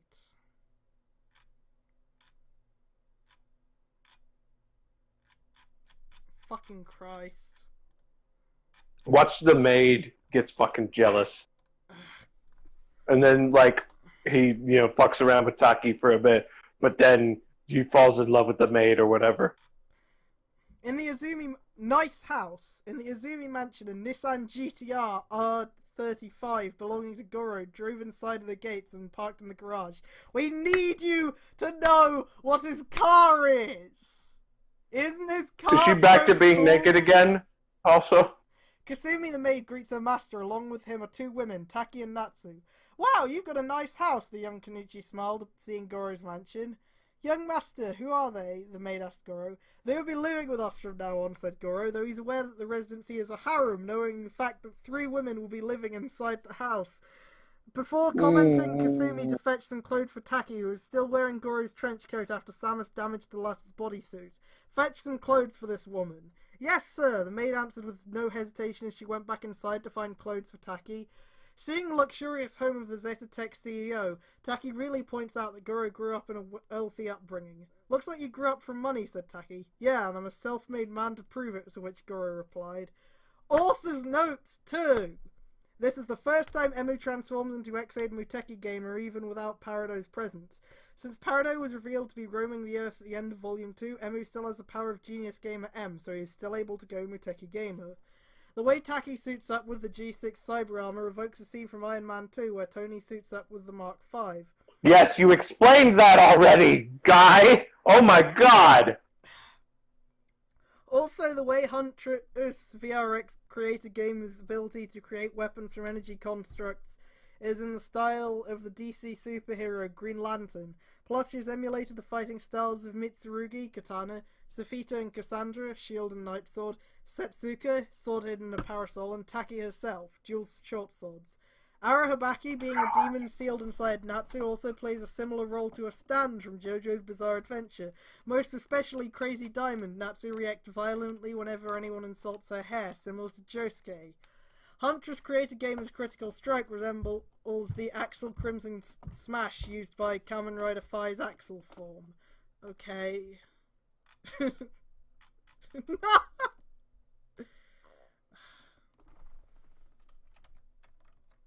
Don't fucking drag the prestigious name of the Axel Crimson Smash through this shit. Yeah, don't fucking associate Phi's with us.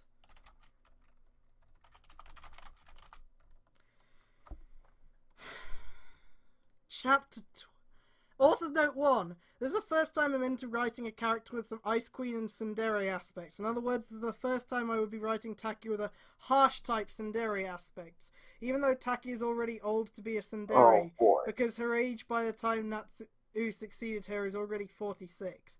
Besides Kuroto Genmu, Goro is also an XP of Takatora, the fact that he's a figurehead of a Fiction 500 company.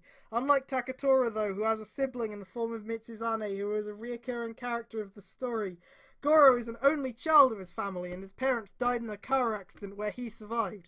He also has shades of Shinosuke, while Goro appears to be professional by appearance. Throughout this chapter, you will see a lot of similarities of Shinosuke and Goro in terms of being very awkward and tendencies to be immature for their age. So to sum it up, Goro equals Takatora personality plus Shinosuke adorable tendencies plus Kuroto narcissism. Hypothetically, if translating Goro's dialogues in Japanese, the pronouns he uses will always be ore rather than the formal watashi, and this is very similar to Seto Kaiba from the Yu-Gi-Oh anime, because Kaiba is way too arrogant for his own good. Likewise, both Goro and Kaiba are very similar because they are corporate executives. Also, I'm really excited for Kamen Rider Build, and the whole cast of Build will be included by September, where the series will immediately debut, since X8 is going to end by the very end of August.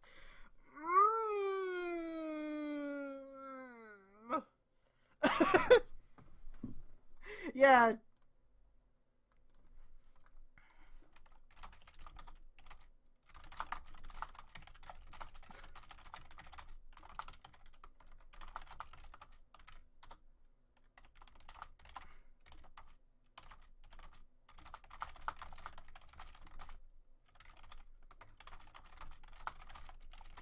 This is fucking, like...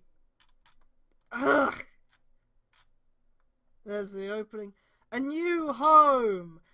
Goro and Kasumi lead Taki and Natsu to the entire mansion after the veteran ninja was given some casual clothing to fit herself in today's society, since they are no longer 400 years in the past right now. Natsu, too, was given some new set of clothes. She got herself wearing the usual short shorts similar to her ninja gear, and the usual sweater vest. Taki, on the other hand, is handed the usual white tank top and pants. Strangely enough, wearing any underwear is still too foreign to her, since she doesn't wear anything underneath her skin-tight bodysuit. Kasumi insinuates, much like the space explorers earlier, that Taki paints her entire body and fights naked. Taki wore both her tank top and pants for her casual clothing to blend in with the current timeline society, except she doesn't wear any bra, to the point her nipples are slightly visible from her tank top! Much to Goro's surprise! Her nipples! They have to be exposed, guys! They have to be!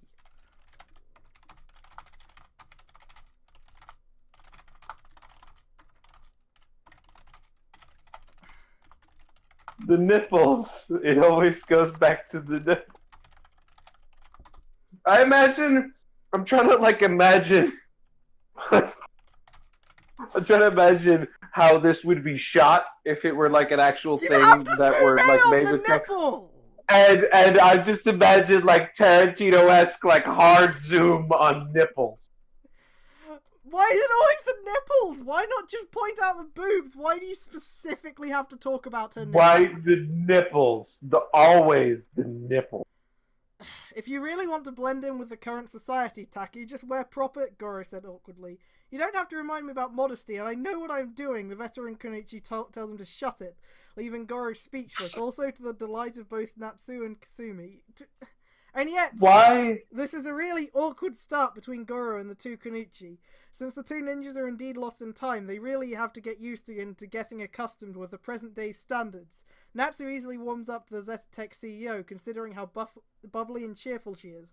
But Taki, however, is very cold and somewhat begrudging towards him, even after Goro allowed her to wear his trench coat after her bodysuit is destroyed during her fight with Samus. Yes, we remember that. You can stop...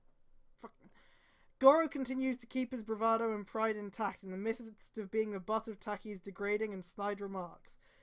Kasumi guides Natsu to her new room, which is near to the former's. Taki, on the other hand, moves to, "Hey, wait, that's my..." Goro tries to stop Taki from entering his bedroom. When she did, she closed the door.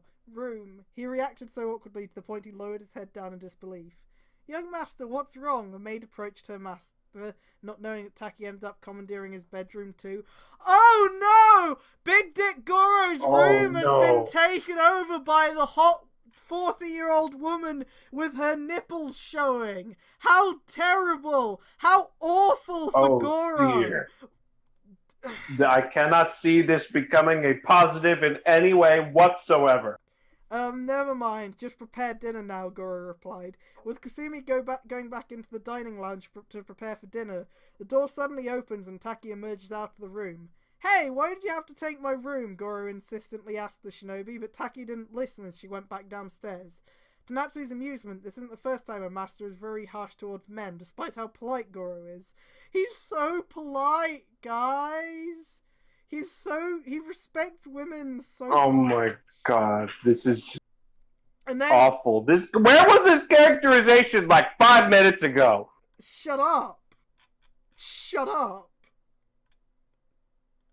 The only thing bigger than his dick is his respect for women. And then Goro whispered, "I've never seen her that cold." "That's my sensei to you," Natsu replied. "I have a feeling she's not so interested with whatever that involves romantic love, or so whatever I've heard from her.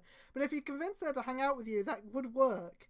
Natsu hints that most shinobi in the Fuma ninja clan are lightly restrained from forming mutual relationships with other people, especially with their fellow ninja. But since she and her master are now 400 years in the future, it's likely okay to form relationships with ordinary people. "I never heard your master could be celibate, yet she's so scary." Sure. "Oh, don't worry about that." Natsu reassures that Goro will most likely thaw Taki out from that ice in her heart. "And besides, you look very cool, wealthy, and live in a fancy house." He's so cool, guys! He's so cool! He's so cool! Big Dick Goro swinging! He's so wealthy! Back in the Space Explorer's new command center, Go, Mitsuzane, Kiria, and even Keiichi continued laughing uncontrollably as neither of them couldn't get over how Samus defeated Taki by destroying a veteran shinobi's bodysuit that left her in the nude. Are they seriously still on about this? Oh my god. Hey, knock it off, you guys! Mayu tries to rattle Go and Mitsuzane from their laughter. "Men nowadays have no problem ogling with those kinds of women," Samus commented. The four guys finally stopped laughing. Then they came into a forum involving the two ninjas staying with Izumi's mansion. "So, those two ninjas are staying on that rich dude's mansion?" Go asked. "Sure, that guy's one lucky bastard," Kiria added. "I'll say," Mitsuzane finished. Jesus Christ. Since the Space Explorers couldn't help cross the line twice after laughing at Taki when she suffered a humiliating defeat at Samus's hands. In the meantime, the gang came into a discussion about their newest enemies, the Space Demon Clan Kamui tribe. These nomadic alien demons are based after the yokai, creatures in Japanese mythology, according to Mitsuzane. Since the first of the Kamui tribe... Hang on, I just realized something. What? Space Demon Clan Kamui Tribe. Yes. Clan Tribe. Yes. Okay, alright, that's all. Please continue. Since the first of the Kamui tribe's creatures they fought is based on a Tsuchigumo, a spider, Oh, no, it's not a dirt spider, in the form of Rex Spider. From Samus's scan logs from her visor, the foot soldiers in riding demon steeds and themed after a Tengu, long-nosed demons armed with war fans. Seriously? You guys fought aliens trying to invade the planet? Kiri asked when Samus brought up the cruise battle against the Black Cross Armada.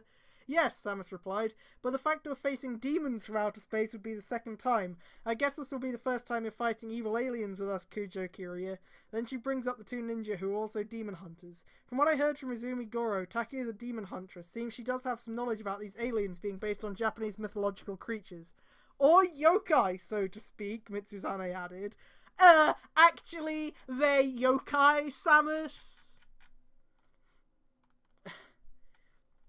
Actually. But seriously, we need to stay alert if any of those assholes show up, said Go. It's been several months after we kicked some alien butt, now we gotta get to fight demons from outer space? Man, it's like mixing mythology and sci-fi taken up to 11. Granted that Samus and her crew really need some new allies, even though Elaine and Makoto are likely to return. God, I hope not in Makoto's case. But the Space Explorers are clearly fine with just 5 crew. Go, Kiria, Mayu, Mitsuzane, and Samus.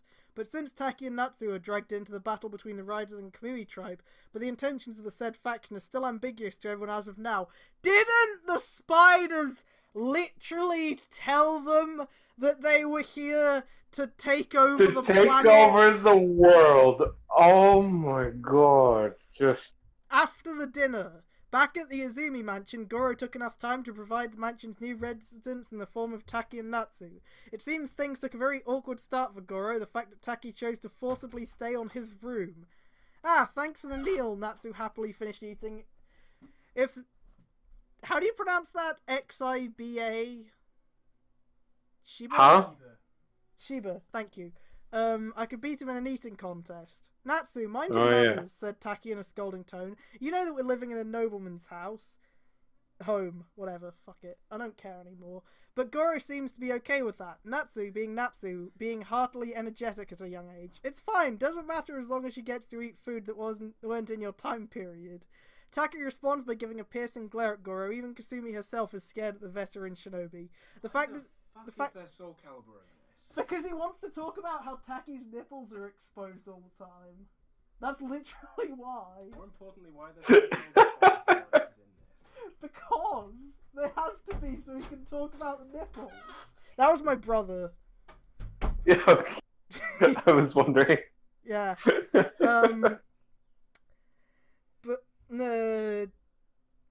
The fact that being a dutiful ninja Taki is, she's keeping her emotions at bay in the middle of duty. You seem to be very tolerable, she said. Seriously, young master, she's beautiful yet scary, Kasumi whispered to Goro's ears. After dinner, Goro took Taki and Natsu to his workshop in the very basement of his mansion. Yeah, basement floor 99! Why does he have so many? Oh my god. Hey, just in case, you know. What's in the others? In case the fucking Institute from Fallout shows up or something. The whole laboratory is full of Goro's past and present inventions, along with prototype G6 battlesuits, the G7 prototypes. This guy is just like Batman, Natsu whispered after looking at each of Goro's gadgets. Why does Natsu know who Batman is? How did you know that? Why does Natsu know Batman? Guest star? Yeah, I'm about Natsu knows. No. Natsu knows about chainsaws. Natsu knows about Batman. Why does Natsu know who Batman is? What the fuck? Taki looked around each of the G6 and G7 prototype armors sealed in each of the capsule, as well as other weapons ranging from an arm-mounted grappling hook, jetpack, and the G7 paralyzer pistol. The weapon also doubles as a transformation device for the G7 exosuits. Yes, we know. You can stop repeating that now. Did you all create these? Taki asked. Yes, they are the testimony to my superhuman level genius, Goro bragged. In fact, I am a prodigy inventor ever since I was a teenager. I've crafted different kinds of gadgets from scraps before making my way to my father's legacy as a CEO of a multinational company who builds exoskeletal battle armors for police and military use. I've never thought hearing that you're so narcissistic, taking too much pride in your own inventions, and this is the first time Goro was called a narcissist by Taki. Come to think of it, even though Goro's meeting with the two ninjas, most especially Taki, came with an awkward start, but upon hearing that Goro himself is also a prodigy inventor, the Zeta Tech CEO has no problem backing it up with his ego when it comes to the creations crafted by his superhuman intelligence. I have no idea what any of that paragraph just meant. He doesn't really sound like he's being egotistical. He sounds like he's stating fact.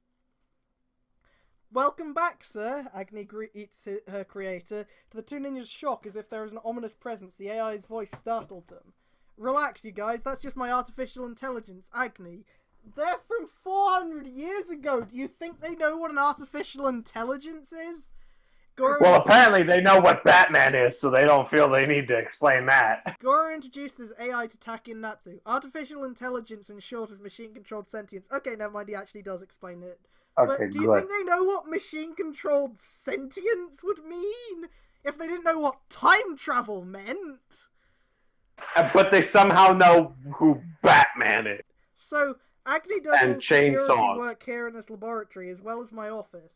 Man, she really scared the hell out of me. Natsu, much like her master, is still not used with the terminology of the future, especially with technology, including artificial intelligence. Despite that, Taki is curious of what apparatuses should she be using to restore Rekimaru and Mekimaru.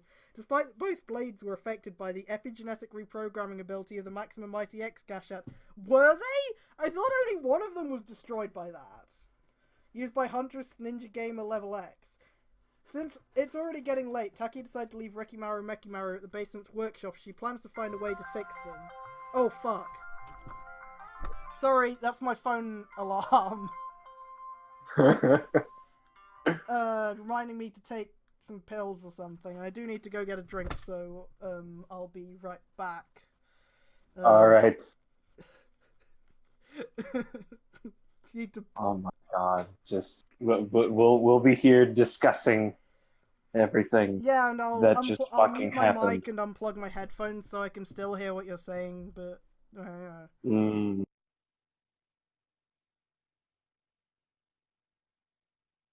Holy shit. Oh my god, all that.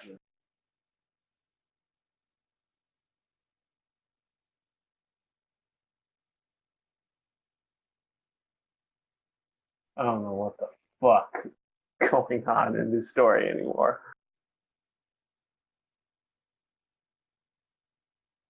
I've read some bad fan fiction in my time. A friend of mine and I decided for shits and giggles we'd read My Immortal together. And that fucking Shakespeare next to this shit. Holy balls.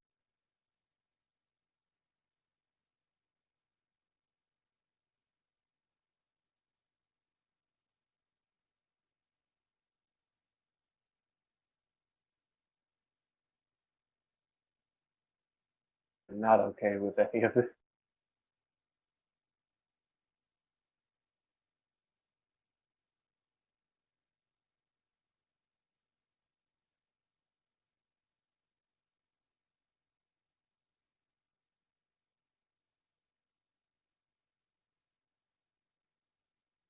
Okay, I'm back. Oh, this is... Drugs with good. This is fucking cuckoo for Cocoa Puffs is what all this is. Oh god, okay. Goro tells the veteran shinobi that it will take a lot more than just archaic tools to fix her sword, even though Taki is aware that since today is 2017, the use of swords have becoming more stale nowadays since soldiers began to favour guns. Regardless of that, Taki is also a blacksmith, having forged weapons for her own use as well as her ninja clan. Are you really sure you want to fix those ninja blades of yours? Goro asked. Those two swords were my arms and legs, Taki replied, and I'll do whatever it takes to restore them. Even though her dual Karachi had lost their mystical power due to Samus inadvertently used Maximum Mighty X to reprogram the blades which permanently disabled Rekimaru and Mekimaru's magical properties. Why? Why did it do that? Since this is now 400 years in the future... Because not because fuck you, because fuck me, that's why. Because... The person here who actually plays Soul Calibur. Or anybody who plays Soul Calibur. My brother does as well, which is why he was confused about Taki and Natsu being in there. Yeah. Since this is now 400 years in the future, that means Soul Edge no longer exists, Taki thought to herself. Since that demon blade that she sought to destroy through all her whole life no longer exists in the current timeline, still determined to restore her signature weapon, she decided for a third option. Hey Sensei, are you planning to fix your blades? Natsu asked. Of course I will, but I will do that tomorrow. Hey Sensei, wait up! The two ninjas head back to the elevator as they return back to the mansion. Goro is left to do with another top secret project on his own. Waking up with somebody. Oh boy! Oh no. Wait, it has filler episodes? What are you fucking talking about, Sota? The next morning, since Taki somehow decided to use Goro's room where she could sleep, Taki managed to get a peaceful sleep after all the commotion she and her student got into ever since they stumbled into the present day. While in bed, Taki is wearing nothing but her tank top and underwear, and again, her nipples are still visible underneath the tank top. It is 20 degrees. Her nipples are hard as diamonds. There go my nipples again! Somehow, there's somebody sleeping next to her. It's Goro. Strangely enough that Goro stayed up all night back in his laboratory in the basement, and went back up to sleep in his room, which happens that Taki is also occupying as well. Goro slowly opened his eyes, only to see Taki sleeping beside him. The veteran ninja is still asleep. He almost freaked out that she's facing him. She's still asleep, he whispered. Goro could barely open his mouth, just to make sure he doesn't wake up Taki. Unfortunately for him, Taki woke up. The veteran Kenichi had no idea someone sleeping beside her until it turns out to be Goro. When she notices him, almost frightened, she freaks out, pulls out a ninja blade with a carbon fiber handle and points the blade at him. Taki exclaims, Oh my god. Are you trying to do something lewd and indecent to me? You've got it all wrong, Goro rebuked. Do you really think I'm that kind of man who would feel up an unconscious woman's nice breasts or taste every inch of her vulnerable body or use her to admire her mysterious work? No! That is too descriptive to be things that he did not do. I thought you respected women, Goro! Oh my god! Oh my god. Are you really into such perverse things? What a perverted beast you are! Shame on you! No, I wouldn't do anything like that. But before Taki could vent her frustration, the blade she holds is actually Rekimaru. Turns out that Goro was the one who repaired the blade by replacing the blade with a newly forged and reinforced metal plating. The same goes with Mekimaru. Both weapons are given a new carbon fiber handle and scabbard to fit Taki in the present day combat. You stayed up the whole night just to restore my swords? Taki asked, realizing how Rekimaru and Mekimaru evolved. How did you pick these swords up without realizing they were Rekimaru and Mekimaru? How? Alright, one concession I will give. She just woke up, probably. Right? Yeah, but where'd she even get them from? Can she teleport her blades into her hands and thing? I don't know. Maybe he put them right beside her or some shit. For the time being, Goro prepares to approach he stayed up the whole night just to restore my swords? Taki asked, realizing how Rekimaru and Mekimaru evolved. I told you before, I have a lot of tools to fix your weapon. Consider yourself lucky, Goro replied. For the time being, Goro prepares to approach Taki to tell her the features of her newly evolved Rekimaru and Mekimaru. He accidentally tripped on a chair and landed face first on Taki's breasts. When Goro gets back to his feet, he finds himself embarrassed at the moment, then Taki's face suddenly turned red and slapping noises can be heard from outside where Kasumi is watering the plants. Once Goro goes into the bathroom, his left cheek is marked by a huge slap print. It seems Taki really slapped him hard after accidentally bumping onto her assets. Fucking awesome! Ugh. Another day at the office. Later at Zeta Technology Industries' main office. In his office, Goro receives a call from the security department about suspicious individuals entering on one of their warehouses. The CEO orders the security team to stay alert and deal with the intruders as soon as possible. Goro had his thoughts about his predicament regarding the two shinobi ending up staying at his mansion. Even though things are getting all too hairy from here on out, but thawing the Ice Queen and Taki is going to be a hard one for me. That ninja really is such a no-nonsense and mature woman. She looks like in her 40s, but I've never seen her so serious. Author's note 2. This is the first time Natsu makes a comic book reference, even though in the 17th century the timeline of the Soul series still doesn't have Batman there. Oh, so he knows! She shouldn't know who Batman Alright, motherfucker, try and fucking explain that one away. This is also the Come first on. time Taki refers Goro as being a narcissist, considering he's an XP of our favourite game master, Kuroto/Gen... Fuck off. I love you. You're just tired of this now. How the fuck are we still 6 fucking chapters away from Build appearing? Oh my god. I do like how the... But sex. I do like how the fanfic.net tag for Sento specifically has Katsuragi Takumi in there as well. That's great. Sento K, Takumi K, Bill. Yeah. Yeah. You can't highlight anything in the actual story, by the way. I don't know how the fuck fanfic.net works like that, but you can't copy anything. Do not steal. OC, do not steal. Goro's dark secret.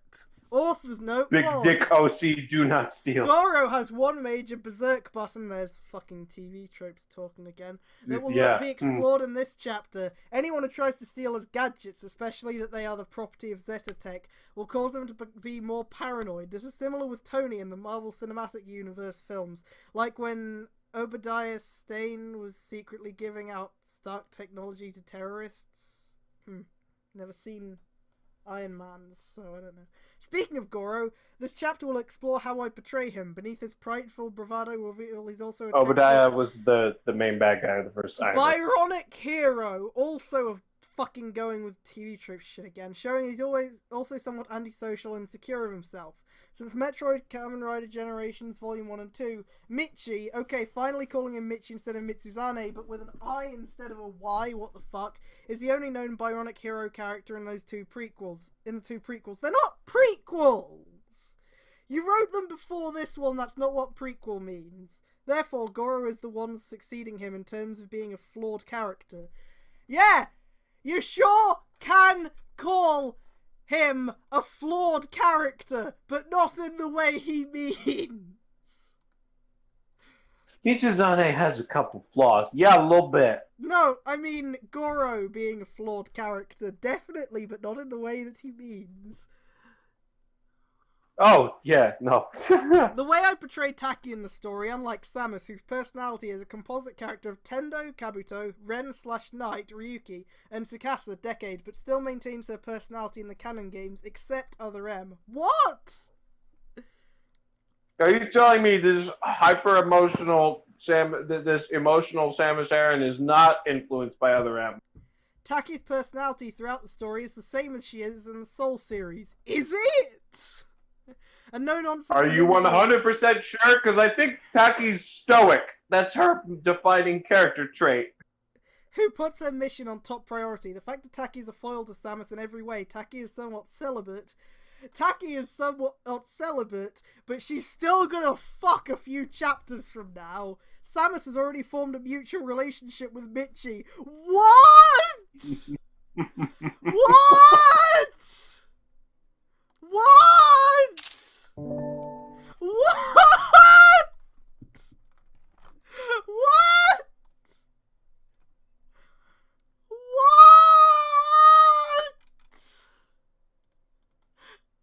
Only time will tell if Taki would fall in love with Goro. No, I already know they're going to, because I know that Goro is clearly a fucking self-insert. Samus's weapon, while transformed as Huntress VRX created gamer by default, is the Gashikon Breaker. Much like with X8 and Genmu, since she's also a Mighty Action X user, she can use it. Back from the time when she first transformed into Huntress, she only used her Gashikon Gauntlets, which has never been used ever since, assuming Ninja Gamer Level X. What? There's the opening again. Another day at the office, continuation. Again, skipping anything that was in the previous one because I don't give a shit. Then again, Goro receives a call coming from one of another Zeta Tech warehouses. He answers the telephone. It's me, what's going on? Goro answers the call. Sir, we're being attacked by monsters! The security guard on the phone panicked. We need help! Call for help! It is likely that the Kamui tribe are trying to smuggle technology from the warehouses, but Goro is left with a choice to call for help or take matters into his own hands. Since the gadgets produced by his company and he takes pride in them, he refuses to allow anyone trying to use his technology for evil purposes. The Monstars would absolutely improve this, yeah. Come on and slam, and welcome to the jam. Goro grabs his briefcase, which happens to contain a G7 paralyzer pistol, as well as a Blitzenschneider electric knife. The reason he kept these weapons with him, if in case he's in a pinch, talk about being prepared for anything. Note! Blitzenschneider means lightning cutter in German. Sweet. The G7 Not even subtle. The G7 paralyzer pistol, besides serving as a suit-up mechanism for anyone who's about to wear a G7 battle armor, is a Swiss Army knife-style handgun. It's also voice-activated. It has 4 functions. The first is the transformation system. It needs a G7 armor key to suit up into the armor, and starting the suit up is by saying the word henshin. Second is its signature usual paralyzer mode. The fact that the police use these types of stun guns is easy for them to capture crime suspects without killing them. Third is the one-shot kill mode, which turns a handgun into a typical firearm once the situation becomes difficult. Last but not least is its attachment mode. The G7 Paralyzer has the option to have attachments coming in the form of a sword attachment, extended barrel, etc. The Blitzenschneider, true to its name being called Lightning Cutter, is a combat knife that uses a lethal electric charge. It can kill a target with just one stab before unleashing a current of electricity. The GSDF began using these kind of close quarter weapons only when they encountered any supernatural or alien creatures. However, there is a non-lethal variation of the Blitzenschneider designed for counter-terrorist operations. The variation that Goro carried on his briefcase is the lethal one. Goro leaves his office, taking his own G7 paralyzer pistol and Blitzenschneider inside his briefcase as goes down to the elevator, with the intent to take matters into his own hands. Reflection. Back in the Izumi mansion. While Kasumi does housekeeping work, the 2 new residents, Taki and Natsu, continue exploring the town. However, Natsu went on her own. Taki was still taking a shower at the moment. Shower scene! We David Cage now, boys! You have to show them doing the shower scene. Shower scenes are a failure of the fanfiction author.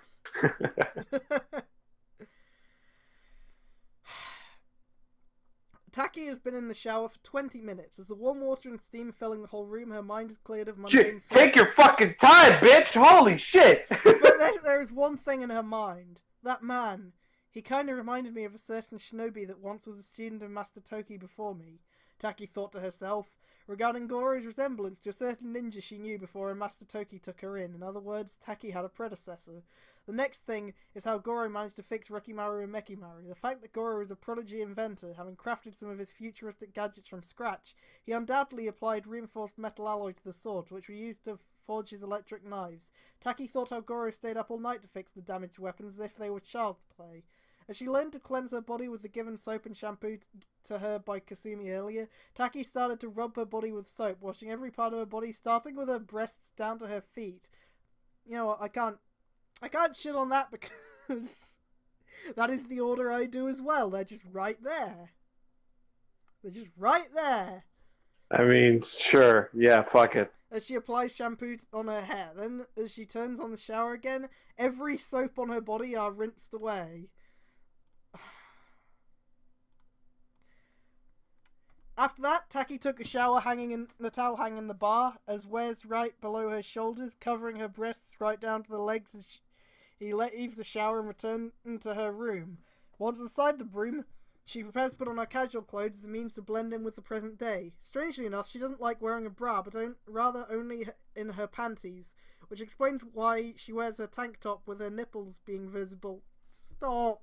Stop. Stop. You cannot escape the nipples. You cannot escape the ninja nipples. Jeez. Oh my god.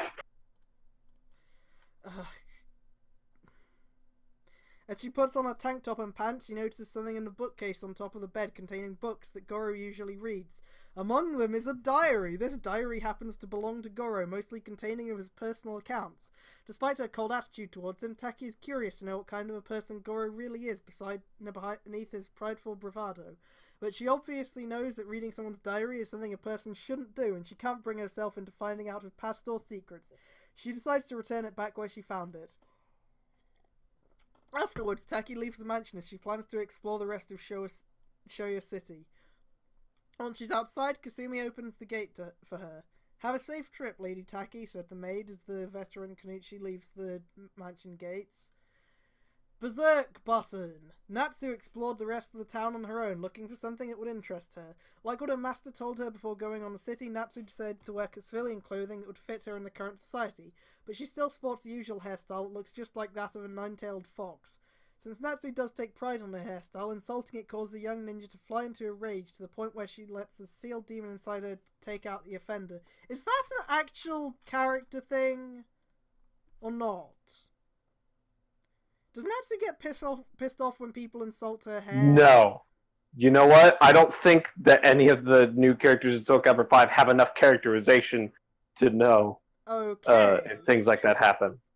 So this is all fucking out the ass. So. Okay, so it's literally just an excuse to make JoJo references. I know that that Natsu's backstory talks about her being an outcast because she's, you know, half-blooded or whatever, but no mention is ever made of her acting like Josuke because, you know, somebody talks shit about her hair or whatever. As she roamed around the center of the town, some delinquents ran into her. Hey, nice outfits! Natsu interacts with the delinquents blocking her way. One of the thugs replied, and your hair looks just like a bird's nest. Ha ha ha! They laughed. Even the slightest insult to her hair causes to switch from being a nice girl to enraged wild animal. Even that, Natsu kept her fury in a tranquil state. And the snake tattoo on her back began to glow. Her eyes began to glow pink, and she is cloaked with the same aura. To the shock of the thugs, they began to realize the mistake of insulting Natsu's hair. What did you just say about my hair? Natsu calmly yet spoke angrily. As Arahabaki slowly began to manifest from Natsu, the demon grabs a steamroller beside a nearby road. Jesus.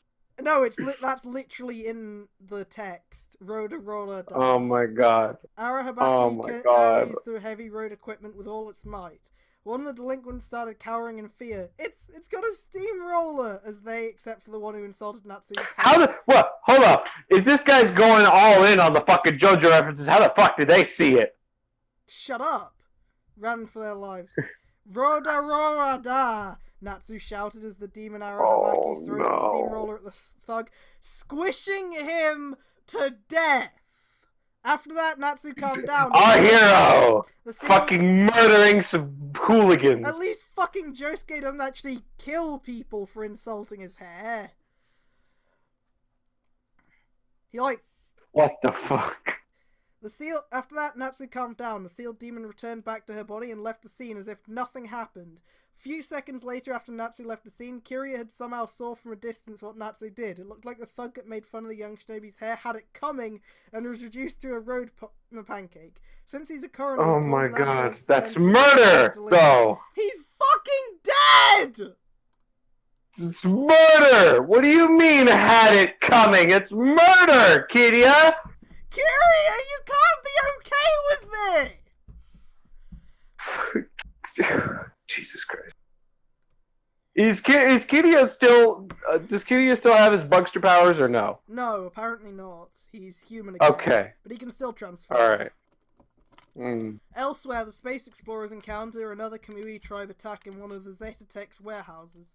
Looks like the alien demons are attempting to steal Azumi's precious technology there. Kamen Rider Ryugen, Mak, and and Mage fight off the Kamui tribe's Tengu soldiers, while Huntress and VRX create a gamer fighting a Necromata-based alien demon, Meowitzer. Boy, these names really are Ninja Steel tier. Oh, oof. Oh, Meowlitzer? Are you serious? Meowitzer. Meowitzer. Yeah. Oh, fuck. Just why in blazes are these creeps trying to smuggle gadgets from Zeta Tech? In blazes? Michi! Mitsuzane exclaimed while the Kamui tribe attempting to steal the weapons inside the warehouse. Who knows? Go shouted back as they alarm noises inside the warehouse are whirring. Maybe they're desperate in need of firepower? The Necromata ally pulls out its giant bazooka and fires it at the 4 riders. Both of them narrowly avoided the large round. Unfortunately for Meowitzer, he already wasted all of his rounds ever since trying to bomb the entire warehouse. Oh yeah, I am out of ammo! The cat alien demon said in utter disbelief, realizing he wasted all his rounds for nothing. Yes, that's right. Nya is right in there. I don't know if I'm laughing or crying anymore.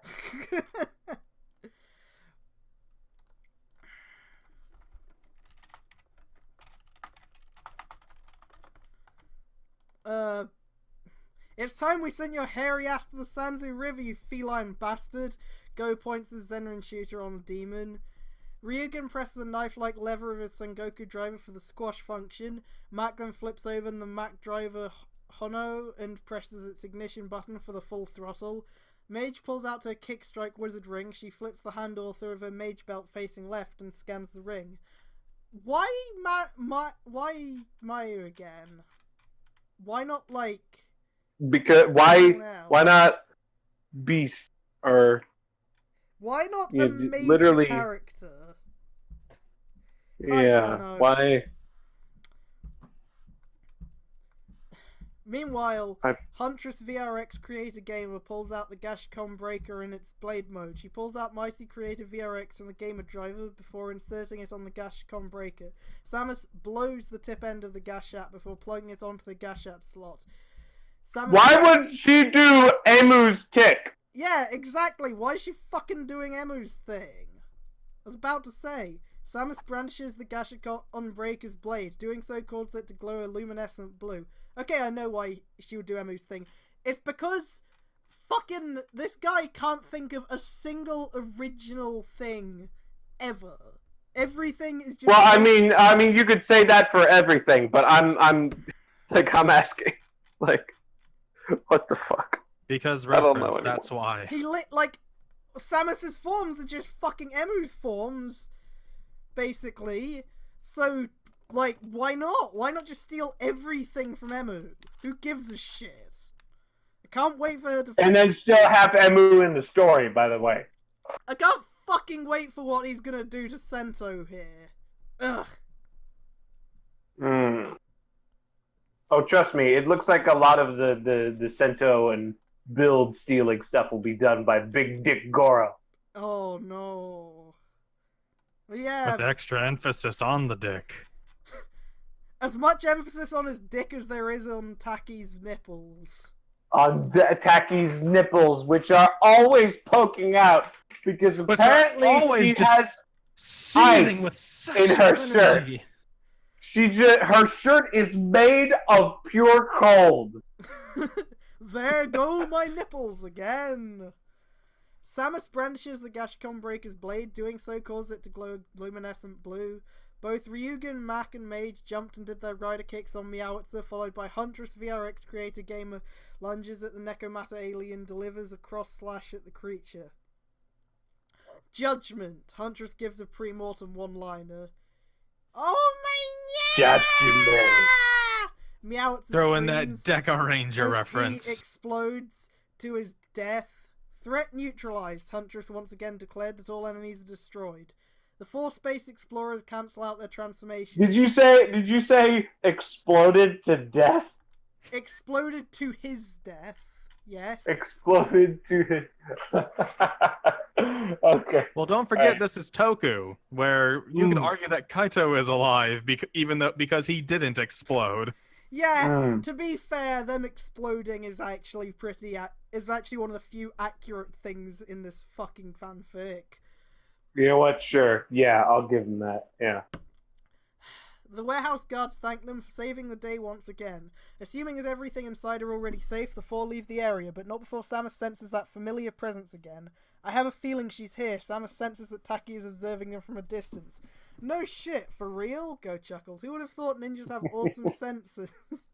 Mario added, this time in irony. It's also ironic that Samus happens to use Ninja Gamer Level X with her bug visor too. This Taki person is a Kenichi. No, that's not ironic! That's not ironic. Do you know what fucking irony is?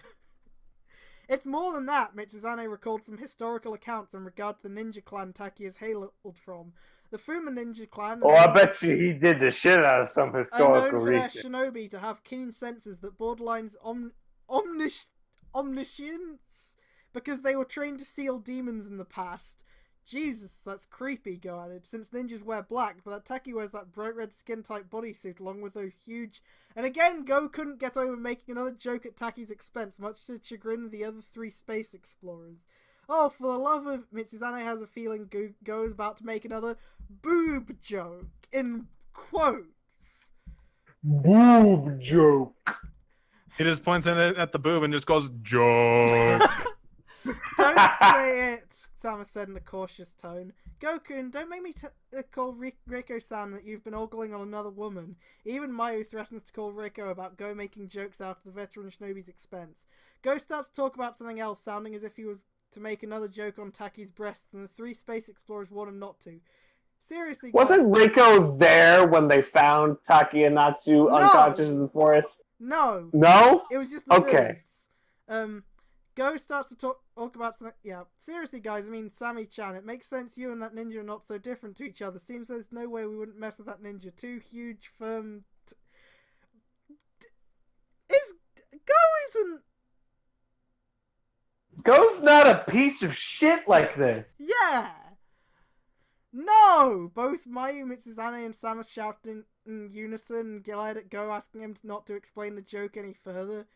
Background music, Muteki Gamer standby noise. Oh, don't fucking do the punctuating joke with henshin sound thing. Oh my god, you the haven't fucking... earned it. You haven't earned it. Okay, I'll shut up now. Go lowered his awkwardly before leaning on the fourth wall. Seriously, since when does a Kenichi like Taki fight with those huge tits bouncing on his on her bodysuit? Leaning on the fourth wall. As the four space explorers leave, we take our attention to a tall building far away from the area where the four riders are leaving. Taki appears to be standing on the rooftop building, only on her civilian clothes instead of a ninja outfit.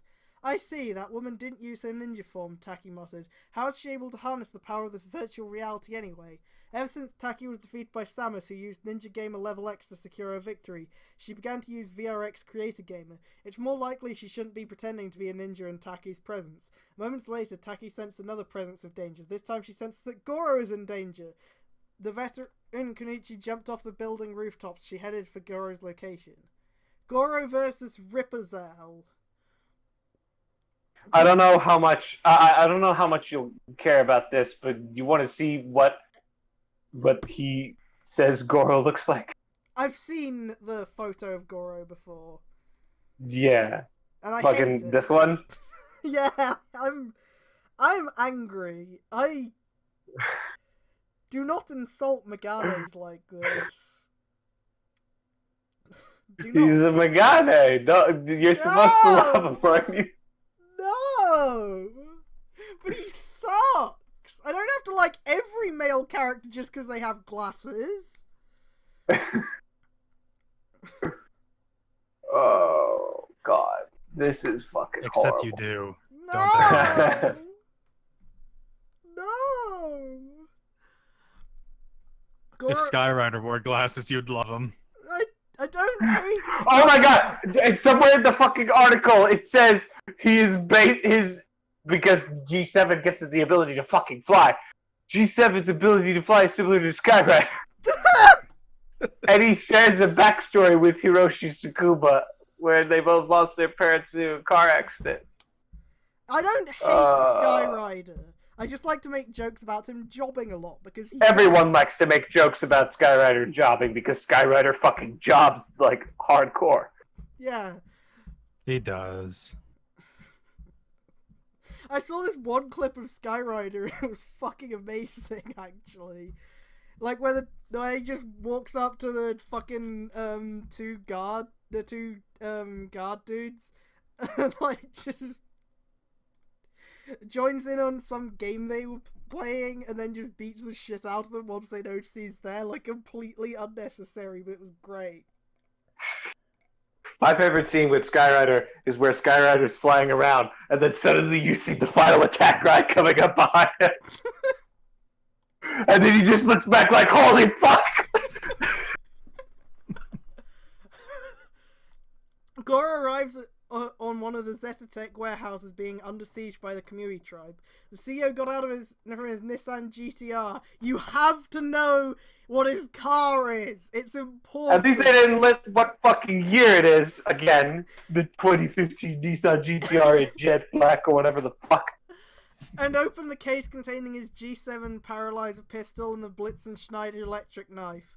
Hey, this warehouse is not a goldmine for you bastards to hoard on. Goro calls out the alien demons. How laughable, the Kamaitachi themed alien demon. No, don't bring down the Kamaitachi like this. Come on. Ripazel mocks the CEO. To think you can go this far to protect your precious treasures. Tengu soldiers, get him! Yeah, these guys really fucking remind me of Ninja Steel monsters. And they suck, and they have no depth, and they're based on Yoka.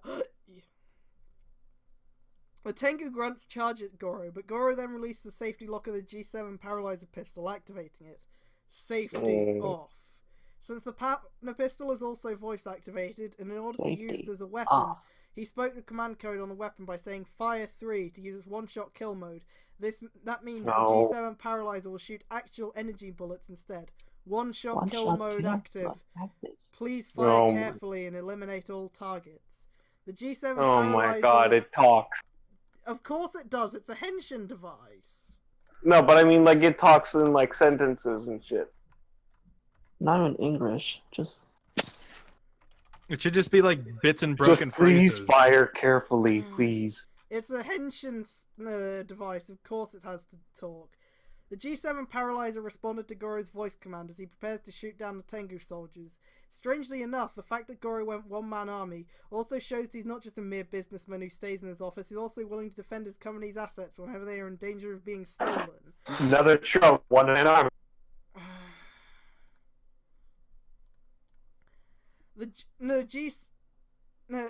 Even better, Goro is also trained with various types of martial arts like Kyokushin Karate, ITF Taekwondo, Capoeira, even Krav Maga. Such skills give him enough edge to subdue the Tengu soldiers with ease before shooting them. Oh, he's so cool and so strong. Oh, look at how big his dick is. Oh, his number's so Big dick.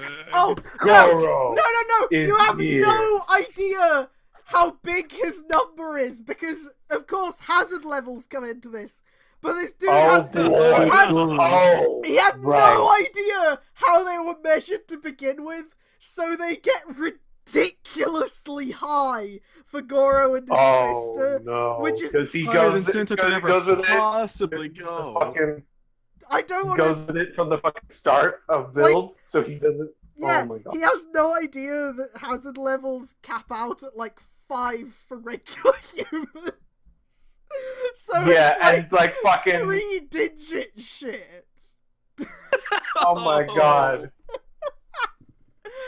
Like, he could have just saved it earlier on when it was 2 digits by going, oh, actually, there's like a point, so it's actually single digit.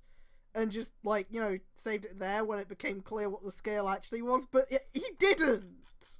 He fucking didn't. It's Gotta strike while that iron's hot. Oh my god. This fucker thinks that the fucking hazard levels are comparable to the fucking levels in X8. Well, Oh my god. yeah, it's like because it started out being like that before we got what the actual scale was gonna be like for the rest But of the the actual, series. but then we're at like the tail end of X8. The characters are at like around 5-6 hazard level. You know? 5-6, yeah, 5-6 is like a ridiculously high one. This dude has no fucking idea. The Sento goes to like 6.3 and almost kills himself. Yeah. You know? Okay, we need to hurry up so we can get to build before I fucking finish. Sorry, Xanos.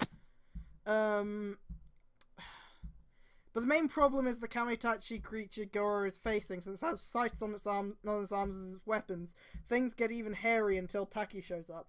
A Kamitachi Taki seems to recognize the appearance of Ripperzel being a Kamitachi before turning her attention to Goro. You idiot! Don't be a hero!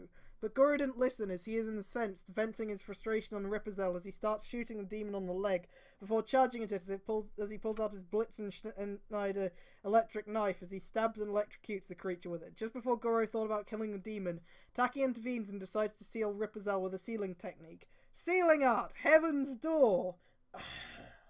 Heaven's Door! Taki pulls out a spell tag and throws it on Ripperzel's corpse, sealing the Kamitachi in the process. Was that necessary? He was already dead, apparently, if that was his corpse. The Zetatech CEO regained composure after he just nearly an alien demon with his G7 paralyzer pistol, but Taki prevented him from jumping over the slippery slope by sealing the alien demon away with the use of her sealing technique. Oh, so he wasn't dead? It seems his paranoia got the better of him. I don't see what the problem with killing him would have been, considering No rigor that they've mortis for actually you. killed other alien demons already. Also, another trope name jumping off the slippery slope. Yeah. Taki, on the other hand, wasn't so impressed by this. What the hell, Goro? Okay, this one's basically also a TV tropes thing. If I had alcohol, I would take a shot every time a trope name came up, but I'd probably die because of it. So I'm not going to. Later at the Azumi mansion, inside the underground workshop, Taki gets into an argument with Goro in regards on how he dealt with the Kamui tribe by himself. What were you thinking? Taki asked in a rather demanding tone. What made you to fight those demons on your own? Goro replied. He didn't even look at Taki. Those bastards are trying to steal precious technology, that's why. Goro has a point that he will not allow anyone, namely the Kamui tribe, would get their hands on Zeta Technology's gadgets and use them for evil purposes. Taki still points out that's still dangerous, as the veteran shinobi points out. What you did is recklessness, not courage. You should have told me in the first place. We could have dealt those monsters together. Goro insistently replied, I don't need it. I don't want you and your student to be involved with this. I run a company and I have an obligation to protect it too. But Taki has a harsher reply of her own. It's still suicide. That's not protecting. Granted, since Goro became completely paranoid about the reason why he dealt with Ripperzel on his own without Taki's help. The reason he went completely nuts was because, apart from the reason why he doesn't want his technology to fall into the wrong hands, and because if it happened, Goro's company would be held responsible for any instance because of that. He did it out of necessity because he will not allow those who attempt to steal his technology and use it for evil purposes. This is my fight. Taki comes to a slight beneath Goro's prideful bravado. It seems he's indeed flawed to a fault. If had he never showed up and repelled the Kamui tribe from stealing his weapons, the whole world will be doomed. But had Taki didn't show up to help him, Goro would have been dead by now. I wish he was. I shouldn't be alive. Unless it was for a purpose. Goro sat Okay. Goro sat down on his desk, lowering his head in regret. Believe me, Taki, I'm not crazy. I just did what I had to do, and I know He's this in my quoting heart Iron it's Man. right. Oh my god. Quoting Iron Man. Really? Yeah, he's quoting Iron Man almost directly. The more well-written character than anything we've ever had. My stream even... Oh, apparently my stream is just disconnected. Oof. Well, I think my internet might be dying, but I don't know. It's telling you to stop. Well, we've got... It can't handle Goro. It can't handle Goro's His quality. dick is too big, it can't handle it. So... No, your stream is going. So... I just checked. Your stream is going. Don't worry. So, a fucking Virgin Media technician is going to be coming next morning to fix the internet, so it won't be fucked anymore. But like it's fine. I think I have to restart my internet. Hang on. Okay.